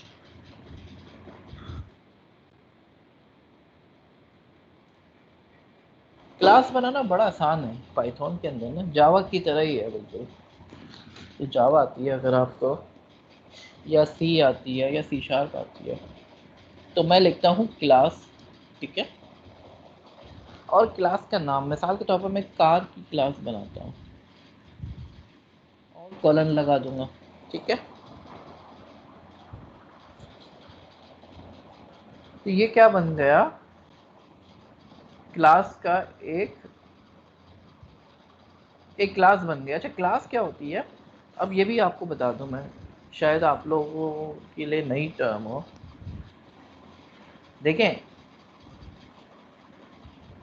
अगर मैं स्टूडेंट्स का डेटा मेंटेन कर रहा हूँ, इकरा यूनिवर्सिटी में इस वक्त तकरीबन 10,000 स्टूडेंट्स होंगे नॉर्थ कैंपस में मिसाल के तौर पर। ठीक है। अब मैं 1000 स्टूडेंट का ऑब्जेक्ट बनाना है मुझे। मैं अगर एक लाइब्रेरी मैनेजमेंट सिस्टम बना रहा हूँ या मैं उनका स्टूडेंट मैनेजमेंट सिस्टम बना रहा हूँ, तो मेरे पास कितने ऑब्जेक्ट्स मेंटेन करने होंगे, उनका रिकॉर्ड रखना है। कितने स्टूडेंट्स होंगे? तकरीबन 10,000। अब इन 10,000 स्टूडेंट की बुनियादी खुसूसियात तो सेम है। हर स्टूडेंट के लिए मुझे जो है नेम मेंटेन करना होगा, हर स्टूडेंट के लिए एज मेंटेन करना होगा, हर स्टूडेंट का मुझे एड्रेस मेंटेन करना होगा। ऐसे ही जनाब। तो मैं ऐसा क्यों ना करूं कि मैं उसका एक टेम्पलेट बना लूं, ठीक है, और उसकी बुनियाद पर मैं जो है उसके ऑब्जेक्ट बनाते रहूं। ठीक है, जैसे कार है। अब होंडा वालों ने जो है मिसाल के तौर पर गाड़ी की इंफॉर्मेशन मेंटेन करनी है, तो क्या वो हर गाड़ी के लिए अलग टेम्पलेट बनाते फिरेंगे? उन्होंने एक जनरल टेम्पलेट बना लिया और उन्होंने कहा कि मिसाल के तौर पर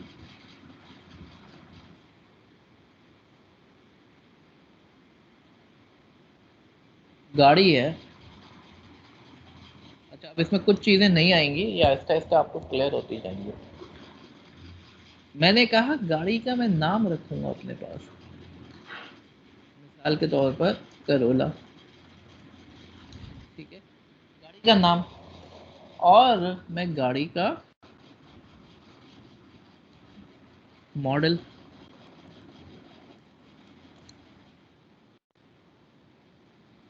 ठीक है, ये मैंने एक क्लास बना दी।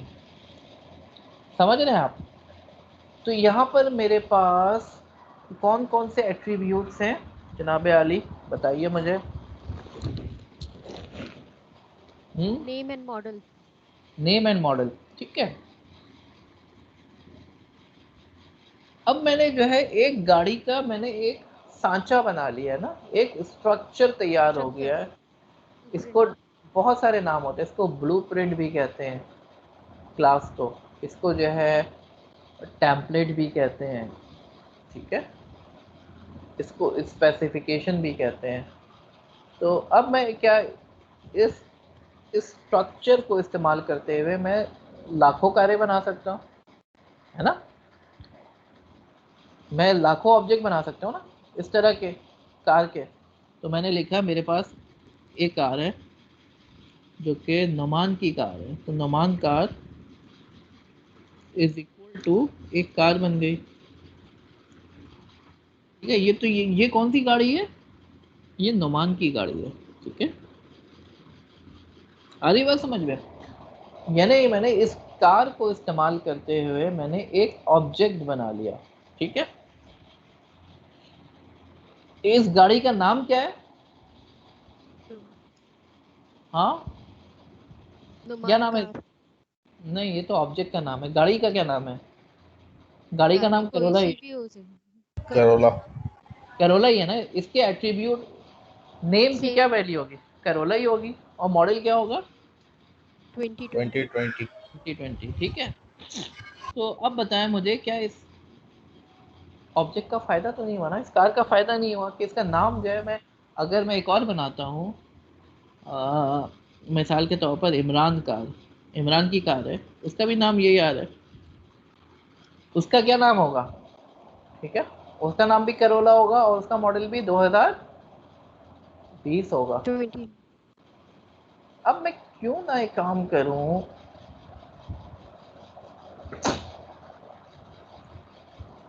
कि नोमान की जो कार है, मैं कहता हूं कि नोमान की जो कार है उसका नाम जो है आंस करोला कर देता हूँ। ठीक है,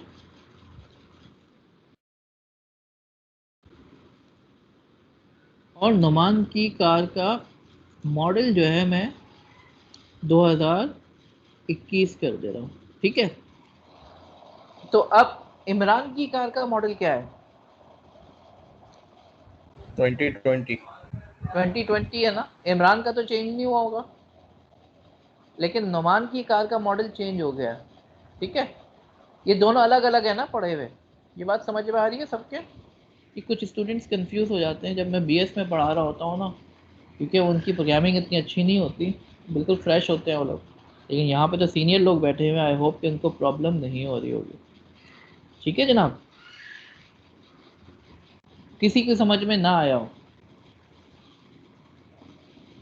हाँ सर ये जो हमने क्लास डिफाइन की है कार, सर ये जो आगे इसके आगे हमने डिफाइन कर दिया सर, फंक्शन बना दिया इनिशियल सेल्फ, और ये जो नीचे गाड़ी का हमने नाम दे दिया। अब हम जब भी कॉल करेंगे कार को, हम इसी तरह से यही वाला आ जाएगा हमारे पास, आउटपुट आएगा जैसे हमने ऊपर करोला 2020 लिखा था। तकरीबन मोर और लेस ऐसे ही बनेगी, चाहे कार की बना रहे हो, चाहे बैटरी की बना रहे हो, चाहे बुक की बना रहे हो, चाहे पर्सन की बना रहे हो, तकरीबन यही स्ट्रक्चर होगा। चेंज कहाँ आएगा वो मैं आपको बताऊंगा अभी। ठीक है, ओके सर। ठीक है।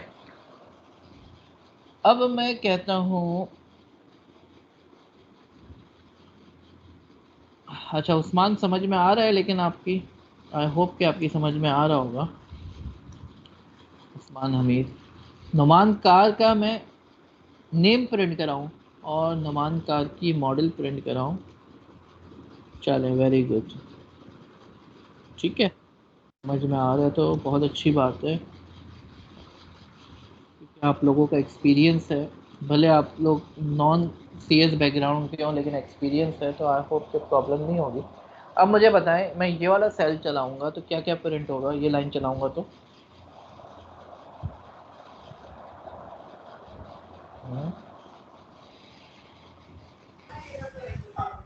नोमांस करोला 2021, नोमांस कार नेम और नोमांस कार मॉडल दोनों प्रिंट हो जाएंगे। बिल्कुल सही है। तो नुमांस करोला 2020, ठीक है, 2021, राइट? आ रही है बात समझ में? और अगर मैं इमरान के कार की डिटेल प्रिंट कराना चाहूँ तो क्या प्रिंट होगा?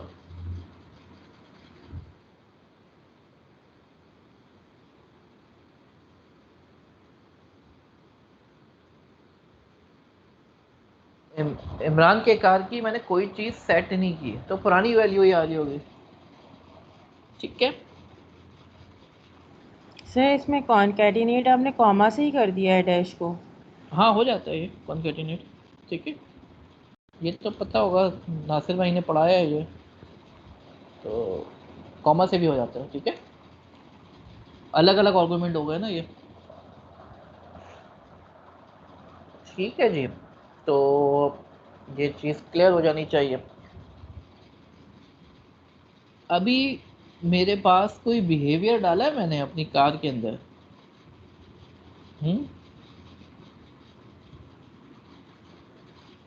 कार में कोई बिहेवियर डाला है मैंने? नहीं, कोई नहीं डाला। कोई बिहेवियर नहीं डाला, अभी डालेंगे इंशाल्लाह। ठीक है, अच्छा जी, अब मेरा एक सवाल है। अच्छा एक चीज़ और बता दूं, मैं कुछ टर्मिनोलॉजीज बता दूं। ये तो क्लास हो गया, और नुमान कार क्या है? ये ऑब्जेक्ट है, और ऑब्जेक्ट को हम इंस्टेंस भी कहते हैं। ठीक है, क्या कहते हैं? इंस्टेंस। और इंस्टेंशिएटिंग द ऑब्जेक्ट, ये एक प्रोसेस होता है। किसी भी क्लास का ऑब्जेक्ट बनाना क्या कहलाता है? इंस्टेंसिएशन। ठीक है, इंस्टेंस। जैसे हम तमाम इंसान जो हैं, जैसे मैं एक ह्यूमन का इंस्टेंस हूँ, ठीक है, ह्यूमन की एक मिसाल हूँ मैं। इसी तरीके से नुमान कार जो है, ये कार की एक मिसाल है, इंस्टेंस है, इंस्टेंसिएशन। ठीक है, जैसे करोला जो है वो गाड़ियों का एक इंस्टेंस है। ठीक है ना? तो इंस्टेंस क्या होता है? किसी भी ऑब्जेक्ट को बनाना, क्लास के ऑब्जेक्ट को बनाना इंस्टेंसिएशन कहलाता है। ठीक है, अब मैं कहता हूँ यार, मुझे जो है थोड़ी सी और फैसिलिटी चाहिए अपनी कार की क्लास में। मैं कार को रीडिफाइन करने जा रहा हूँ। मैं कहता हूँ यार जब मैं इसका ऑब्जेक्ट बना रहा हूँ ना तो मैं कॉमा लगा के मैं उसके चीज़ें भी बता दूँ ना। मैं मिसाल के तौर पर मैं कह दूँ एन और एम, या मैं लोकल नेम और लोकल मॉडल, ठीक है, ये भी चीज़ें मैं साथ साथ दे दूँ। और ठीक है, अब मैं अगर कार का ऑब्जेक्ट बनाता हूँ, नाम तो कुछ भी रख सकता हूँ, सी रख दिया मैंने नाम। तो अब मैं जब इसको बना रहा हूँ ना तो मैं यहाँ से कहता हूँ मिसाल के तौर पर सिविक और 2015 का मॉडल, ठीक है। अब देखें यहाँ से मैंने सिविक पास किया तो सिविक की वैल्यू किस में चले जाएगी?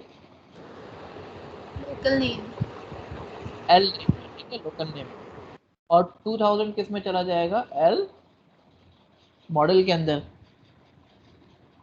ठीक है जनाब, समझ आ रहा है? और ये क्या हो रहा है बेसिकली? सर ये दोबारा समझा दीजिएगा। हाँ मैं बता रहा हूँ। मैंने क्या करा, मैंने बोला कि यार जब मैं ऑब्जेक्ट बना रहा हूँ, जब मैं कार बना रहा हूँ तो उसी वक्त मैं बता दूँ ना कि उसका मॉडल क्या होगा और उसका नेम क्या होगा, ठीक है। बजाय इसके के बाद में मैं अलग से बता रहा था, यहाँ पे मैं यहाँ पे अलग से बता रहा था, नेम डॉट लगा के अलग से नेम और मॉडल बता रहा था। यहाँ पे मैंने क्या करा, जब मैं कार का ऑब्जेक्ट बनाऊंगा तो मैं यहाँ पे ब्रैकेट के अंदर ही जो है मैं उसकी प्रॉपर्टीज़ बता दूंगा। अब ये प्रॉपर्टीज़ जो है देखो यहाँ पे डायरेक्ट किस में चला गया? एल नेम के अंदर, सिविक एल नेम के अंदर चला गया और मॉडल जो है 2000 एल मॉडल के अंदर चला गया। और ये एल नेम की वैल्यू मैंने किस में डाल दी? सेल्फ डॉट नेम के अंदर। और एल मॉडल मैंने किस में डाल दिया? सेल्फ डॉट मॉडल के अंदर। तो सेल्फ लगा के जब मैं वेरिएबल को एक्सेस कर रहा हूँ, मैं इसमें कोई वैल्यू डाल रहा हूँ तो मैं नया वेरिएबल बना रहा हूँ, ठीक है। ये नेम जो है एक नया वेरिएबल बन रहा है जिसमें मैं एल नेम की वैल्यू डाल रहा हूँ और मॉडल के अंदर मैं एल मॉडल की वैल्यू डाल रहा हूँ, ठीक है। अब बताइए मुझे, मेरे जो कार सी है उसका नेम क्या होगा और उसका मॉडल क्या होगा? जी जनाब बताइए मुझे। Sir स्विक and 2010। ठीक है, तो इसका मतलब है समझ में आ गया आप लोगों के कि कार की वैल्यू क्या हो जाएगी? अब नेम सिविक हो जाएगा और मॉडल 2010। अब मेरा सर मेरा क्वेश्चन है। जी आपका क्वेश्चन ले लेते हैं, पहले बताइए।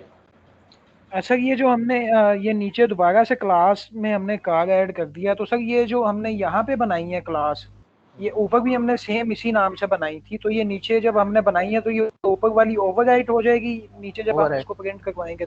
बिल्कुल ओवरराइट हो जाएगी, बिल्कुल ओवरराइट है, ठीक है। ये नोटबुक में ऐसे ही होता है कि ये ओवरराइट हो जाती है, ठीक है। मेमोरी में जो है ना, जो पुरानी कार पड़ी होगी वो ओवरराइट हो गई। अब मेरा क्वेश्चन है, मैंने यहाँ पे कार जब बनाया है तो मैंने यहाँ पे कितनी कितनी वैल्यूज दी है? 2 दी है ना। यहाँ पे कितनी है? 3 है। 3 है। तो ये ऐसा क्यों है? सर सेल्फ का समझ में नहीं आया, बता दीजिए। सॉरी, सेल्फ वाला जो आपने ये वेरिएबल लिया है ना, इसको जरा बता दें, समझ में नहीं आया। सेल्फ डॉट नेम किया है आपने। ये सेल्फ क्या है यही मैं समझाना चाह रहा था अब आप लोगों को। अगर जावा पे आपने काम किया हो तो जावा में दिस होता है, ठीक है, या सी शार्प में दिस होता है, या सी लैंग्वेज में दिस होता है, जावा स्क्रिप्ट में दिस होता है, यहाँ पे सेल्फ होता है। वही चीज़ है। सेल्फ का मतलब है ये अपने ऑब्जेक्ट को रेफर कर रहा है, अपने आप को रेफर कर रहा है, और ये इम्प्लिसिट है। सेल्फ जो है यहाँ पे मैं लिख देता हूँ, सेल्फ इज इम्प्लिसिट, यानी ये खुद ही जो है ना पाइथन खुद ही पास करेगा, आपको पास करने की ज़रूरत नहीं है, ठीक है। सेल्फ क्या है? इम्प्लिसिट है। इम्प्लिसिट का मतलब ये खुद ब खुद पास हो रहा है। तो पहली चीज तो खुद ब खुद पास हो रही है, बाकी दो आपने पास किए हैं, ठीक है। एक चीज और, ये लोकल नेम जो है ये अलग है और ये वाला नेम जो है अलग है, ठीक है। एल नेम अलग है और नेम अलग है। एल नेम जो है लोकल वेरिएबल है जो कि इस मेथड के अंदर अंदर है सिर्फ, जबकि सेल्फ डॉट नेम जो बनाया है मैंने, नेम बनाया है, ये बाहर भी एक्सेस हो जाएगा ना। मैं अगर यहाँ पे सी डॉट नेम करूँ तो हो जाएगा एक्सेस, ठीक है। लेकिन मैं सी डॉट एल नेम करने की कोशिश करूँ तो क्या होगा? नहीं होगा, ठीक है। एल नेम अलग है और नेम अलग है, राइट माय डियर स्टूडेंट्स। एक चीज़ और बता दूं, ये जो इनिट है इसको कंस्ट्रक्टर भी कहते हैं जावा वगैरह के अंदर, ठीक है। कंस्ट्रक्टर है, क्या है ये? कंस्ट्रक्टर। कंस्ट्रक्टर की खूबी क्या है? जब मैं किसी भी क्लास का ऑब्जेक्ट बनाता हूं तो कंस्ट्रक्टर खुद ब खुद चल जाता है, ठीक है। कंस्ट्रक्टर खुद ब खुद चल जाता है, ऑब्जेक्ट बना रहा होता है, ये कंस्ट्रक्टर का काम है ऑब्जेक्ट बनाना, तो ये खुद ब खुद चल जाएगा, ठीक है। तो आई होप कि ये क्लियर होगा। यहाँ पे कोई चीज़ समझ में ना आई हो तो पूछ सकते हैं आप। जी जनाब, स्टूडेंट्स, एनी क्वेश्चन? सर ये सेल्फ में बस थोड़ा सा कंफ्यूजन है कि ऑब्जेक्ट, हाँ ये खुद ब खुद पास हो रहा है, बस ये करंट ऑब्जेक्ट को रेफर कर रहा है ना। तो अभी मैं बताऊंगा, इसकी एग्जांपल मैं और कराऊंगा। अभी जो है हम एक चीज़ और करते हैं, इसी क्लास को एक्सटेंड करते हैं। अब हम बिहेवियर डालते हैं। तो कार में क्या क्या चीज़ें हो सकती हैं? कार ड्राइव होती है, ठीक है।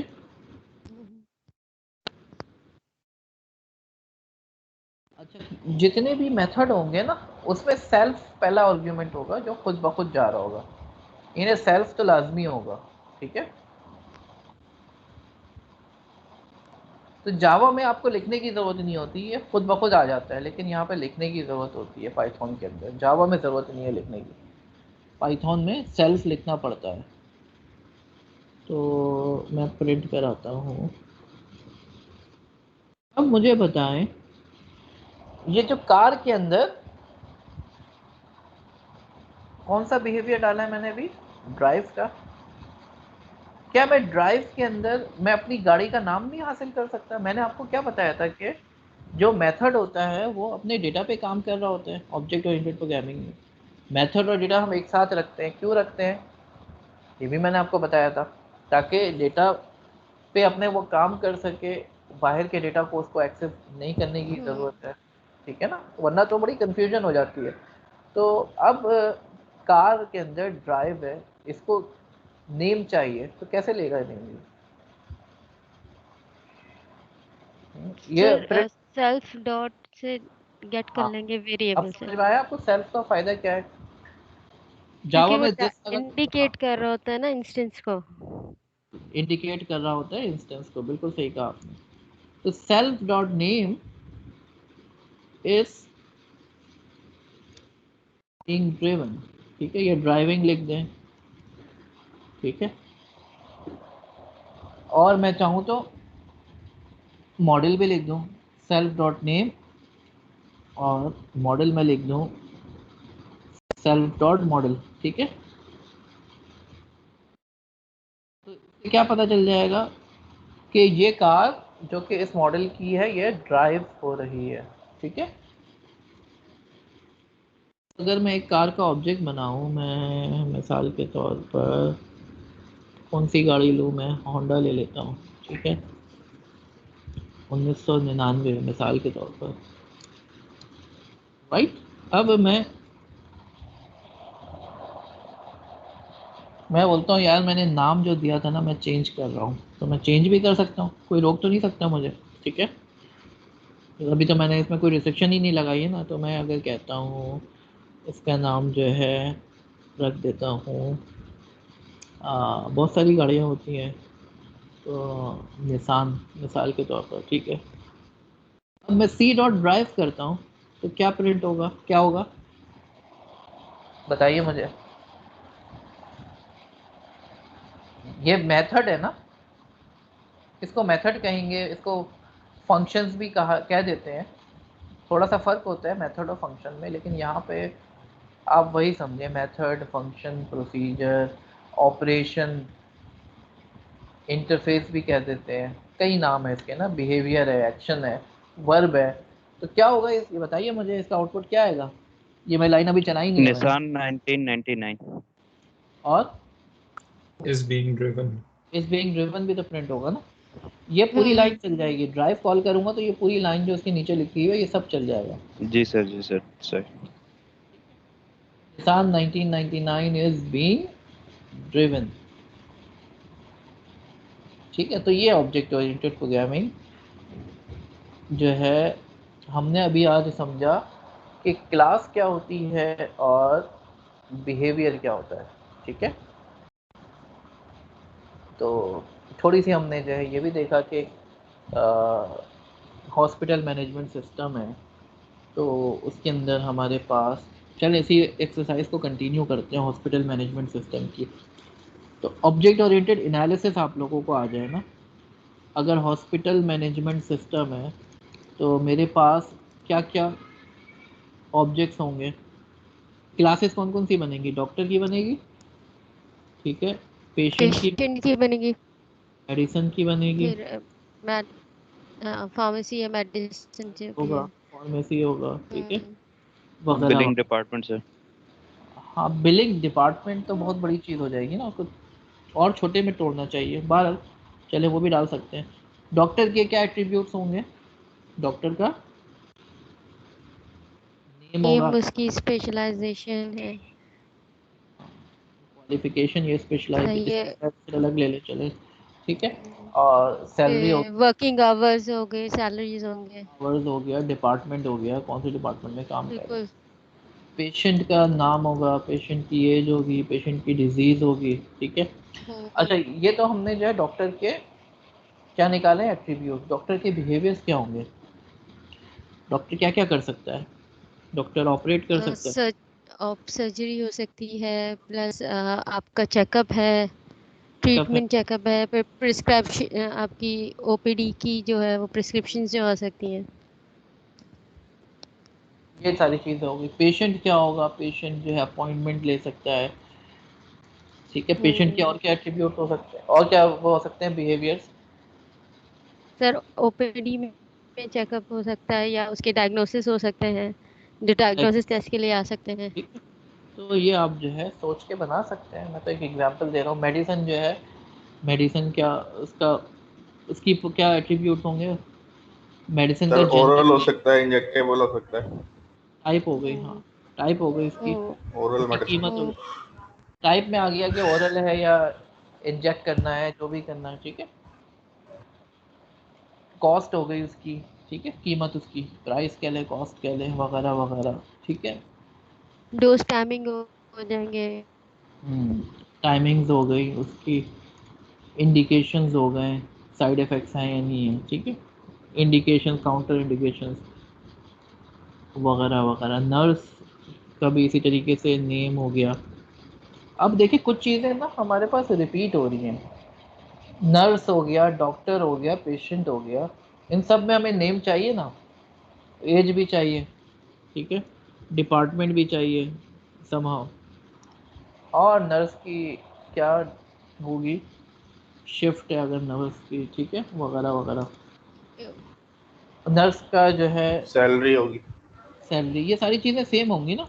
तो हम इसको एक पेरेंट क्लास बना सकते हैं, एक कॉमन क्लास बना के उससे निकाल दें हम।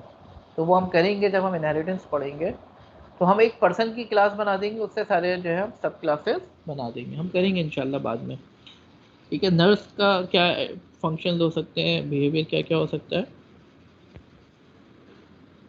नर्स ट्रीटमेंट यानी कि केयर करती है, इंजेक्शन वगैरह है, इंजेक्शन लगा रही है, केयर कर रही है किसी की, ठीक है, बैंडेज है, बैंडेज कर रही है, ठीक है, टेस्ट कर रही है, शुगर टेस्ट कर रही है, ब्लड प्रेशर चेक कर रही है, वगैरह वगैरह, ठीक है। तो ये सारी चीज़ें जो है इस तरीके से ये पूरा एक सिस्टम बन जाएगा आपके पास ना, सारे जो है पूरे सिस्टम की आपने जो है स्ट्रक्चर खड़ा कर दिया है हॉस्पिटल मैनेजमेंट सिस्टम का, ठीक है। और इसकी बुनियाद के ऊपर जब फिर आप सॉफ्टवेयर बनाओगे, जब ये स्ट्रक्चर खड़ा हो जाएगा तो फिर इंशाल्लाह आपका सॉफ्टवेयर जो है लिखना आसान हो जाएगा। थोड़ा सा काम तो आपके सॉफ्टवेयर के टूल्स हैं वो ऑटोमेटिकली कर देते हैं। यानी आपने बोला कि मेरी ये क्लासेस होंगी, ये प्रॉपर्टीज़ हैं, ये मेथड्स, तो वो आपका टूल जो है ना ये चीज़ें थोड़ा सा कोड जो है जिसको कहते हैं बॉयलर प्लेट कोड, वो खुद ही लिख के दे देगा और उसके आगे से फिर आप कंटिन्यू कर लो, ठीक है। तो ये थोड़ी सी ऑब्जेक्ट ओरिएंटेड एनालिसिस हमने की। इंशाल्लाह हम जो है लेवल भी देखेंगे। जी बोलिए। ये जो कार वाली एग्जांपल हमने ली थी उसके अंदर मॉडल और नेम उसके एट्रीब्यूट्स थे और ड्राइव उसका बिहेवियर था। बिल्कुल सही है, ऐसे ही है। लेकिन डिफाइन करते हुए तो दोनों एक जैसे ही हैं, ये तो हमने खुद ही इनको सेग्रीगेट किया कि एक बिहेवियर और एक एट्रीब्यूट है। अभी मैं बता देता हूँ, आपको। ये बिहेवियर है, ये बिहेवियर है, ठीक है। इनिट भी ना बिहेवियर है, ठीक है। इनिट भी एक तरीके का बिहेवियर है। इनिट के अंदर जो है ना आपने एट्रीब्यूट्स डिफाइन किए हैं, ठीक है। इनिट एक स्पेशल टाइप ऑफ बिहेवियर है जिसको हम कंस्ट्रक्टर कहते हैं, ठीक है। ये जो सेल्फ के थ्रू हमने डिफाइन किया ना नेम, अब यहाँ पे देखें ब्रैकेट नहीं आ रहा है नेम के साथ, तो ये इस वजह से जो है ये एट्रीब्यूट है। ड्राइव के साथ ब्रैकेट आ रहा है, ठीक है, ये बिहेवियर है। राइट, क्लियर है। तो सर इनिट वाले मतलब जो है आपके कंस्ट्रक्टर है जितने भी आपने यूज किए हैं उसमें खाली हम लोग वेरिएबल डिक्लेयर करते हैं और फिर उसको यूज करने के लिए आपने नीचे फंक्शंस बनाए जो ड्राइव है, बिल्कुल, हाँ बिल्कुल ऐसे ही समझ ले। वेरिएबल को डिफाइन करेंगे, उसकी इनिशियल वैल्यू सेट करना, ये सारे काम कंस्ट्रक्टर के अंदर करते हैं, ठीक है। और फिर बाकी मेथड्स बना के उसमें इस्तेमाल करते हैं, ठीक है। तो और सर सेल्फ इसका सिस्टम डिफाइंड वेरिएबल है कह लें। सेल्फ, हाँ बिल्कुल सिस्टम डिफाइंड है, इम्प्लिसिट वेरिएबल है, यानी ये बनाते ही नहीं है हम, ये हमें बना बनाया मिलता है, पाइथन हमें बना बनाया देता है, ठीक है। सर मतलब इसका यूज करना मस्ट है, अगर ना लिखे फंक्शन चलाना तो फिर वैल्यू नहीं उठाएगा। हाँ मस्ट है, जब आप मस्ट है, ठीक है ना। इस जावा में नहीं लिखते, जावा में खुद ब खुद डाल देता है वो, लेकिन पाइथन के अंदर लिखना पड़ता है, ठीक है। तो यहाँ पे हम क्लास एंड करते हैं। कोई क्वेश्चन आप लोग पूछना चाह रहे हैं तो क्वेश्चन ले लेते हैं, otherwise we are ending the class. Sir एक क्वेश्चन था। जी बोले, वन बाय वन। सर हम गिटहब भी पढ़ेंगे इन फ्यूचर?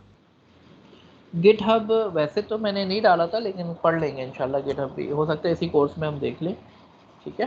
तो गिटहब भी करवा दूंगा मैं आप लोगों को इंशाल्लाह। छोटी सा है वो, तो एक टूल है, वो हो जाएगा, ठीक है। Thank you sir.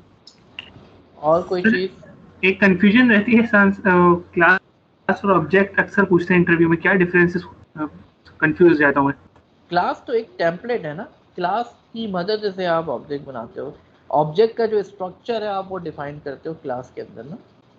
ऑब्जेक्ट किस तरीके का होगा, उसमें कौन कौन से एट्रीब्यूट होंगे, कौन से बिहेवियर्स होंगे, तो ऑब्जेक्ट की स्पेसिफिकेशन, यानी ऑब्जेक्ट के बारे में, ऑब्जेक्ट की जो ब्लूप्रिंट है, ऑब्जेक्ट का जो टेम्पलेट है, जितने भी ऑब्जेक्ट होंगे सब एक, हाँ जितने भी ऑब्जेक्ट्स होंगे वो कुछ बुनियादी प्रॉपर्टीज़ होंगी, उसकी बुनियादी मेथड्स होंगे, वो डिटेल जो है वो आप क्लास के अंदर स्पेसिफाई करते हैं, ठीक है। सर यानी क्लास इटसेल्फ ऑब्जेक्ट नहीं है, बाज़ लोग कहते हैं क्लास भी एक ऑब्जेक्ट है। नहीं, क्लास इटसेल्फ ऑब्जेक्ट नहीं है, ठीक है, वो कुछ और कहते हैं। वो आप क्लास के नाम से जो है एक ऑब्जेक्ट भी बनाया हुआ है जावा के अंदर, ठीक है। क्लास के नाम से एक क्लास है, यानी उसका भी ऑब्जेक्ट बना सकते हो ना। क्लास के नाम से एक क्लास है, जब उस क्लास के नाम से बनी हुई क्लास का ऑब्जेक्ट बनाओगे आप, तो फिर कहेंगे कि क्लास भी ऑब्जेक्ट है, ठीक है, वो एक अलग चीज़ है। लेकिन क्लास जो टर्म है वो it is not equal to object.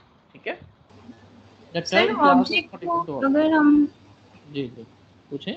Sir object सब पार्ट नहीं होगा क्लास का, लाइक ये कह सकते हैं हम ऑब्जेक्ट इज अ सब पार्ट ऑफ अ क्लास? नहीं, सब पार्ट नहीं कहेंगे, पार्ट नहीं है ना, बस ऑब्जेक्ट जो है इंस्टेंस है क्लास का. ठीक है, जी सर. ऑब्जेक्ट को इस्तेमाल करते हुए हम ऑब्जेक्ट, क्लास को इस्तेमाल करते हुए ऑब्जेक्ट बनाते हैं. जैसे आपके पास कोई भी मशीनरी होती है, उसमें कोई चीज़ बनानी है, आप तो पहले उसका सांचा बनाते हैं ना, उस सांचे से गुजर के, जैसे जो है मिट्टी के जो है बर्तन बन रहे होते हैं, तो उसका पहले सांचा बनता है. अब उस सांचे में मिट्टी भरो, एक बर्तन बन के निकल आएगा, फिर दोबारा मिट्टी भरें, बर्तन बन के निकल आएगा. तो मास्टर कॉपी जो है ना, क्लास को मास्टर कॉपी कह सकते हैं. मास्टर कॉपी है, ये तैयार हो गई, अब उसकी मदद से जितने चाहे आप ऑब्जेक्ट बनाते रहो. ठीक है, राइट. अच्छा, यहाँ ठीक है पे सर. उसामा का क्वेश्चन है. हाँ ठीक है, बिल्कुल ऐसे ही है उसामा, आप बिल्कुल सही कह रहे हैं. आप बहुत सारे क्लासेस बनाओगे, बहुत सारे ऑब्जेक्ट्स बनाओगे, उनको लिंक करके जो है पूरा एक बड़ा प्रोजेक्ट बनाओगे. ये सिर्फ पाइथन में नहीं, ये कहीं पे भी हो सकता है. ये किसी भी प्रोग्रामिंग लैंग्वेज में ऐसे ही होगा. ठीक है, जावा हो गई, सी शार्प हो गई, पाइथन हो गई, हर जगह ऐसे ही होगा. ठीक है, चलें जनाब, थैंक यू वेरी मच. इंशाल्लाह वी विल मीट टुमारो. कल आपकी जो है नंपाई की क्लास है, तो होपफुली यू विल एंजॉय.